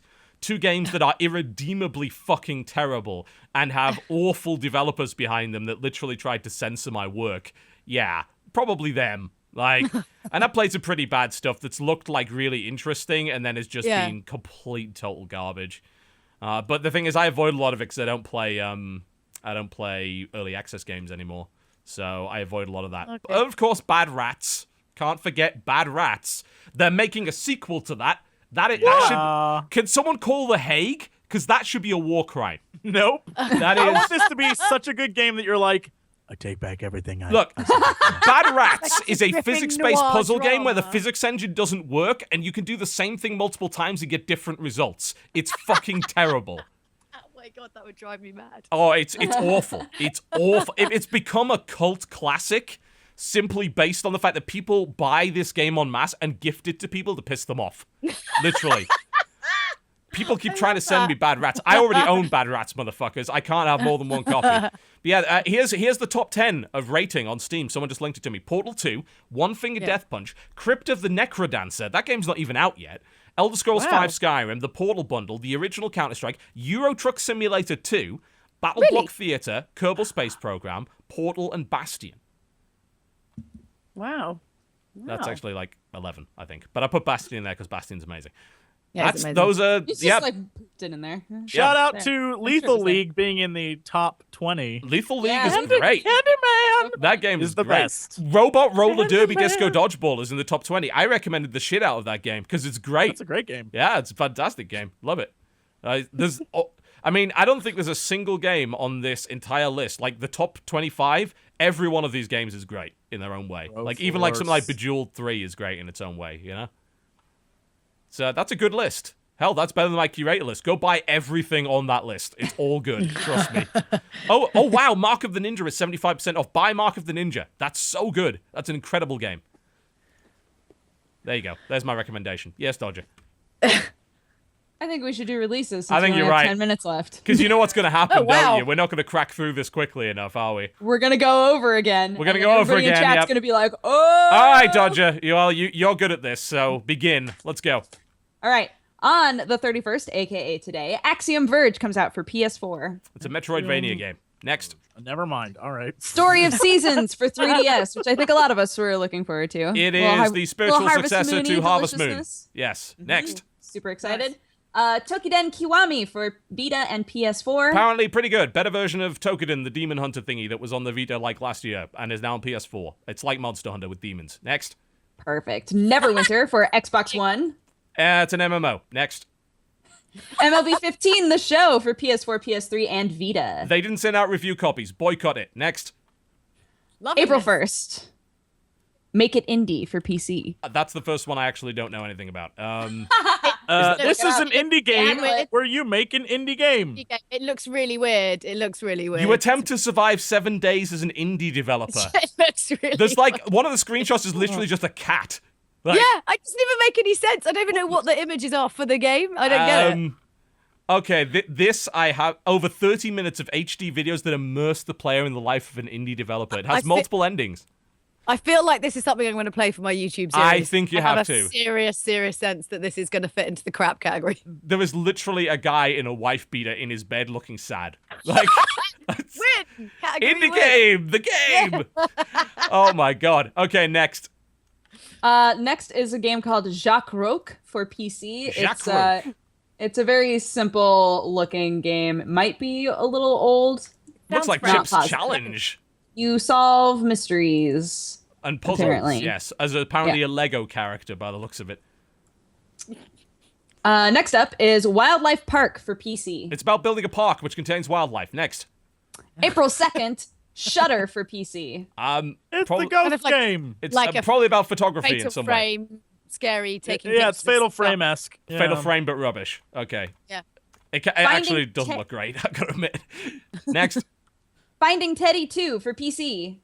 Sorry, Teddy, did you say? We did indeed say Teddy. Okay, I heard something. There's a second game of Finding Teddy. It is a 2D action-adventure game with pixel art retro finish, like all the others. Help Tarrant in a quest in which you will have to fight, use your sense of direction. Oh, I'm not playing that. Oh, yeah, that's good. I'm Yeah. boned. And hearing. So there's like, that's it. Hey, I find that interesting. If they've actually got like a sound element to it, that's really, apparently there's a unique use of music with the Musicom. I have no idea what that is, but I find it interesting. The first Finding Teddy was super good. Was it? Have really, you played it? really fun. Mhm. Yeah. All right, Jesse well, played it too. I got cool. the recommendation from him. Nice. All right, well, there you go. Finding Teddy too. good. Apparently it's a thing. Cool. Next. Sorry, I got distracted by the next game. Trying to figure out It's all good. Well, the next game is called Return Null Episode 1 for PC. I'm trying, like, the It's concept's kind of $3. cool, but the art style looks like, It's point and click. yeah. Yeah, they're going for like a graphic novel look with it, but I like it doesn't seem like they've got an artist who can maybe pull it off. So it definitely it looks very indie. But it's a distant dystopian society. So that sounds I mean it could be good. The If you can concept get past sounds the art cool, style. but yeah. If you can get past the art style. Apparently there's a real-time gunplay mechanic in it, which is really unusual for a point and click. Interesting. Almost sounds like Beneath the Steel Sky actually in some ways if you want to go Yeah. back that far. Huh. Intriguing. All right. Next up is Out There Omega Edition for PC. Yeah, it's kind of like FTL, but with basically no combat in it and mostly focused on exploration. I played it on iOS. This version's apparently better, but I was not hugely engaged by it, I have to admit. So we'll see if the Omega Edition is better. Interesting. Next up is Angry Video Game Nerd Adventures for Wii U. I've played that. It's frustrating as fuck. Oh my god. That is an evil video game. They deliberately made it to be hard enough to make you swear. It is evil. Makes sense. Yeah. Yeah. Next up is Underground for Wii U. Yeah. Some That's- Wii U games. It's nice. I don't know there what are that quite a is. few Wii U games, yeah. Couldn't tell you. Can anyone find Look- it? That's too. Looks okay. It's a kind of generic name. Underground Wii U. Art style wise, it looks It's alright. not Knit Underground. It's something else completely different. It's not particularly well rated. It appears to be. What the? That is a very weird game description. It starts with surgical doctors and training residents all around the world have access to various box trainers and virtual reality simulators to train and maintain their laparoscopic skill set. What? I have a feeling this has nothing Underground. to do with the game at all. It's a puzzle You game. know what? No, Let's move on. it's apparently got surgery in it. No, I'm It deadly. sounds like it's holding text for something else, and they just forgot to It change really does, but apparently Like, it's actually like what? This makes no sense. Like this looks something. This is not. I think kind of that- want to play it now that it sounds like it doesn't make any sense. Oh, It's I'm- intrigued me.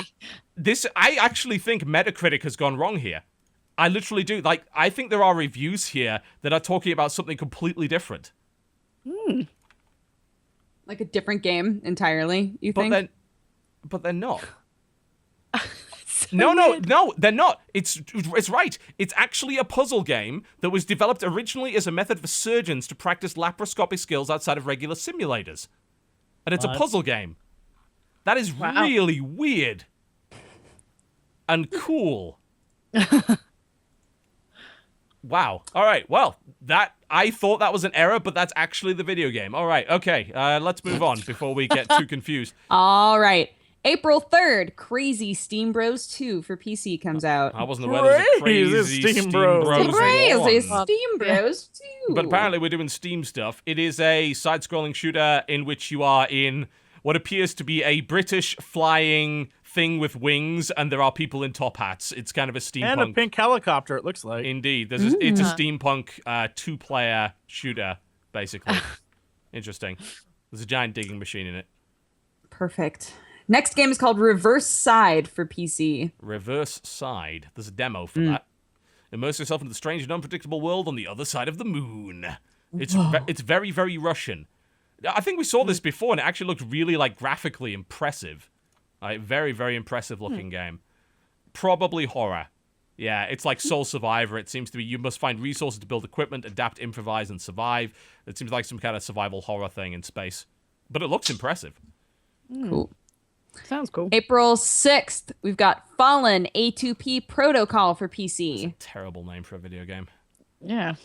It's this is an early access release. It is a post-apocalyptic turn-based combat strategy game where you lead your caravan on a quest for personal vengeance. Sorry, you leave your caravan. You lead your caravan. Oh, sorry. I was like, you leave your caravan. I have Sorry, a feeling that this is caravan, something. I'm out. See ya! So the caravan's sister was murdered, and the caravan goes on a quest for vengeance. Yeah. Yes, perfect. Good. Like the hills have eyes, but Absolutely. All right, next. And finally, we have Hover Revolt of Gamers for PC. I've been staring at this trying to figure out, Terrible name. It's apparently the spiritual successor to Jet Set Radio. But it's got some of the original developers in it. I can't tell if I like it or not. I think. Actually, I might be completely wrong there. I thought it had some of the original developers in it. It looks... it's back now. Don't worry about it. God damn it. I fucked up. I was almost certain that it had one of them in there, but I could be wrong. But yeah, this is going into early access. It's very bright and colorful. It's very Jet Set Radio future-esque. It's a bit Mirror's Edge as well. I don't know that it's bright and colorful. I keep looking at it. Me? I'm looking at the screenshots. It's bright and colorful as shit. The characters have I got green hair and I'm wearing an orange hoodie, but then the background is various tones of gray with little things mixed into it. I'm looking at all their things on the website. Well, why don't you look at the Steam screenshots? They're very colorful. I'm on their Facebook page right now looking at all their stuff, and it's I can't tell if I like it or not. Well, I mean, you might be colorblind. Just want to point that out because these screenshots on the Steam page are colorful as hell. Yep. Also, not on the release list, but actually coming out in the next 2 days, War for the Overworld. Full disclosure, I believe there is a cynical imp in that game, and I did help promote its Kickstarter. But, yeah. It is a fun game. Yeah, the embargo just lifted on the final code, so I think that's what I'm going to be playing today before I get my copy of Legacy of the Void, which better arrive soon. Full disclosure, they gave me a t-shirt at Res, then I wore the t-shirt. You wore the t-shirt. You are a corrupt, nepotistic hack. Full disclosure. That's also the game, if you remember, a 6-year-old girl did better than me. Destroyed you at it, yeah. She sat down and was like, I don't need a tutorial. It's like, all right. Okay. That's the next generation of fantastic gamers, folks. And that pretty much brings us to the end of the show. So this is the time where we relentlessly plug you. Which, actually, that sounds filthy. Let's not do that. It does sound a little bit filthy. Yeah, maybe after what we've context. spoken about, maybe I shouldn't be saying that. Yeah, we will relentlessly tell you where to find us and where to give us the pitiful amount of ad revenue that YouTube is currently offering. So why don't we start with our guest, Julia Hardy. Where do you find your stuff? Bearing in mind you do a lot, so... Okay, so my I'll Play Any Crap series is on YouTube, so it's just youtube.com/it's Julia Hardy. I do a blog called Misogyny Monday, so it's just Tumblr, one of those Misogyny Monday, Tumblr, whatever. Oh, I thought you were remember being misogynistic. I was it's when Monday you get super misogynistic. I'm such a bitch.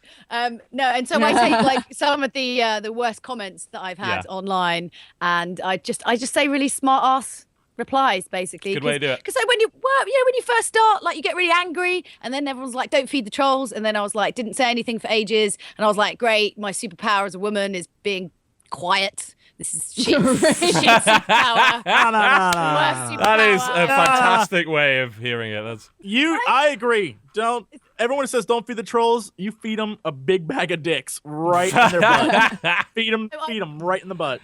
So one guy, when I was doing the Call of Duty EU Championships, tweeted me and said, "Oh, I'd like to finger fuck you or something." And then I said, "Why does your penis not work?" Nice. Good one. Good. Nice. Yeah. There's a lot. If you Good go to the top, work. just a smart ass, which yeah. Well, I mean, so at least he there's made his that. intentions known beforehand. It's like, I'd like to, you know. Yeah. But a lot of the time they're actually genuinely just trying Excuse to me, chat. lovely lady. It's weird. It's really a really weird. bad way of doing it, isn't it? Let's be Yeah. honest. Like there are much better ways. Like present evidence. Like present a compelling argument. Wait, what? What? Present evidence that you would like to finger fuck me. Present I would like to present a compelling argument. You know, you've got to be persuasive when it comes to this kind of paperwork and stuff. documents. Yeah, yeah. Here's my credentials. I have here a signed affidavit fire. that indicates my Oh, desire. There's an episode of American Dad like that. I Yeah. have not seen Yes. that, but I want to now. There was one pretty guy great. who was like, "I've got the perfect thing to put in that mouth, lol." And I said, "Is it cake? Because if it's your penis, I don't want it." It better be fucking cake. Like, Yeah. Yeah. Obviously, he meant cake. Naturally, that's where my mind Usually goes what to I mean. first. yeah. This is So, yeah, probably stuff why like these that, I'm people like, are single. That literally is on the level of a baby you want some fuck. Really, let's be honest. Pretty much, That's yeah. pathetic. It's just like a really weird, like, I can understand if it was like more hateful, but actually it's just, they're like, "Oh, hi," and you're like, "This is how you talk?" Like, you're trying to chat me up. You're This trying is to how make you me approach like women. you. This is probably Like- why you don't have any in your life. Yeah. It just doesn't make any sense. It's so weird. Yeah, so Yes. that's what I do most of They're the time. also probably very young boys, which makes it even creepier. Oh, Yeah. yeah. No, absolutely. So Oh yeah. god, quote from chat. TB's basically being Bioware now is by saying, present some evidence you want the sex. Like, here are some 50-point gifts here. Take this so I can touch your boobs, please. Please, just if I give you enough of these, do boobs happen? I don't know. One or two, like if I give you When this do- really big thing. when do we I start the just get cutscene? either one? How Yeah. many points do I need for cuddly woodleys? That's the last time you'll ever hear me say that. All right, cool. Right, excellent. I actually now can't remember if you even told us where to find you. Yes, I did. YouTube / It's Julia Hardy. There you Actually, go. that's all my tags anyway. It's just It's Julia Hardy if you want to find Unified me. branding. There you go. Yay! Everyone loves Just Unified laziness branding. more Yep, than her anything. address has been on the screen for the last 3 hours, so if you haven't gone to subscribe to her yet, you should probably go do that right now. youtube.com / It's Julia Hardy. Jesse, you're back in the US. What's going up on the channel? My goodness, work is what's going to happen. Work, I'm going to work, actually work. start working again. Yes, and you so youtube.com / Jesse Cox to see me work. See me work it, ladies. But is it work with an Hashtag E? inappropriate. Like work. Is it work with an E? You know, like work or work? with Which an one O? of those is the sexual innuendo? Because that's the one. The E one. That's when you get your ass out. Maybe The that's E it. is for E-peen. Really? is what I've never I think heard we're- of that before, think but we're- now I want to think just we're doing always that. spell work that way. And Bitch. yeah. Work it. Okay, and then I am on the Twitch at twitch.tv/Shabuzi. And then you can follow me on the Twitter at Jesse Cox, where I say awesome things like, fuck me, I dropped my phone in the toilet. That happened yesterday. So I don't have a phone now. Jackass. Yeah. Yeah, I don't want to get into the details, but my phone was brown. That's all I'm going to say. I'm going to let you think about that one.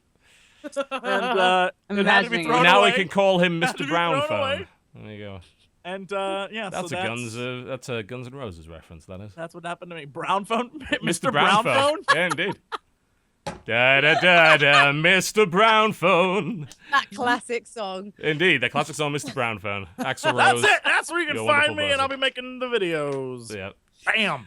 Apparently Twitch is dying right now. There's nothing we can do about that. Thankfully, it happened at the end of the show. It's okay. Dodger, what do you got coming up? Hello, everybody. I do anime bullshit. If that sounds You like do. your jam, come check me out. YouTube.com / press start to continue. We are touching the second Catboy butt on Dandelion. Me and Okay. Cry have started in on that again. So Important. if you were into the bunny butt we touched, maybe you like the cat butt we're touching now. I You gotta might do the voice host some- thing. You gotta do the Tokyo host thing. Yeah, that's Tokyo what I was just Hosto. about to say. I think I'm So probably going to good. play some Tokyo Hosto since that So looks good. like a gem, like a gem that just needs to be like just dusted and then shine for itself. Yeah, so youtube.com/press to continue for all that. If you like streams, I do some streams, twitch.tv/dexterity bonus, and on really all the dull. social medias, I'm at dexbonus, DEXBONUS. TB has shown up to watch my stream for the last like 4 Saturdays. I have. So... I sit there watching you heal because it's like therapeutic to me. It's just. It's like all these streams are so angry. It's just I have you in the background just healing away. It's like it's just like a Zen garden of the mind. Yeah. And then I laugh at you when you fall off and die. But you know, there's that too. There is that aspect. I provide all the comedy relief you could ever need. Indeed. Can we continue the counter? By the way, it has been over 3 weeks since I suggested Hotline Miami 2 swearing supercut. It has not happened yet. It has not Dodger happened clearly yet. doesn't You're like right. money. Just want to keep that bit in mind. There you go. Fair facts. Okay, my channel this week, there will be things, no doubt. I have a huge list of stuff. War for the Overworld is on the list. Convoy is on the list. Battle Law Command literally just released 5 minutes ago, so there's another game on the list. The Spatials, Bloodsport TV, Adventure Capitalist, all this stuff I will probably not look at. But, you know, I'll try. I will make an effort to. I'll probably never get to Ori and the Blind Forest either. I can say that I'm getting access to Killing Floor 2 within the next few days. I'm supposed to be the first YouTuber to actually, like, be able to put out video on it. I know PC Gamer's already done it. But mine will be better because I can guarantee that PC Gamer is terrible at video games. So I will be much, much better. So we will see. But yeah, I'll be looking into that. I might play some Nosgoth, actually, considering they've done this thing here. That sounds like a good idea. And, of course, Legacy of the Void is supposed to be, the beta is supposed to be coming out today. Some people are already playing it. When I get it, I will stream it, I can guarantee. And in 1 week's time, that being Wednesday the 8th of April, Clan Wars 2 releases. So that's my brand new tournament series. It's going to be going on all year over at mlg.tv/TotalBiscuit. You'll be able to watch that at 8 p.m. Eastern. The inaugural match is Yo Flash Wolves versus Prime. It's going to be fantastic. So please do tune into that. That would mean a great deal. And hopefully you will enjoy that if you like some StarCraft action. There will be more StarCraft action on the channel, that I can pretty much guarantee. And I'd like to point out our favorite friend of the show, Mr. Miracle of Sound, has just released his brand new metal album. You can find it. You can listen to it. You can download it. If you can, this is like the A-Team. If you can find it, Find it. and you Yes. can listen to it. Maybe you Then can you buy. can have it probably. Maybe you can buy Metal Up by Miracle of Sound, which is currently out on miracleofsound.bandcamp.com. So that's his new metal album. You can pick it up if you so desire, and it also lets you listen to all the tracks for free if you wish to have a little bit of a taste. So that's all available. And the only other thing that I do need to remember, I believe I'm going to have to double check this. On April the 4th, I'm streaming... Oh, I actually can't say that because I'm pretty sure they haven't said that they're releasing that yet. I am streaming a video game on GOG.com. Go on, yes. Never mind, they just released We it. are Fuck it, I second. can say it. They just brought it out 5 minutes ago. Active War Gold Edition, 2005. Really, I was talking about Active War earlier and Active Aggression. That's just been brought out on GOG.com. I'm going to be streaming that in a few days on GOG.com. So, because that game is really fun. So, we're going to be doing that. And that pretty much wraps me up, I think, and everybody else for that matter, on this episode of the Co-optional Podcast, which overran and started early. What a rare feat for both of us. There we go. Thank you to everyone, of course, who tuned into the show today. Big thanks to our special guest, Julia Hardy. Please do go follow her on Twitter. Please do go and subscribe to her on YouTube. Please do not become a subject of Misogyny Mondays. Otherwise, I will make it my personal mission to laugh at you. And that's how it's going to be. Thank you very much for watching, folks, and we will see you next time. Good night. Bye-bye.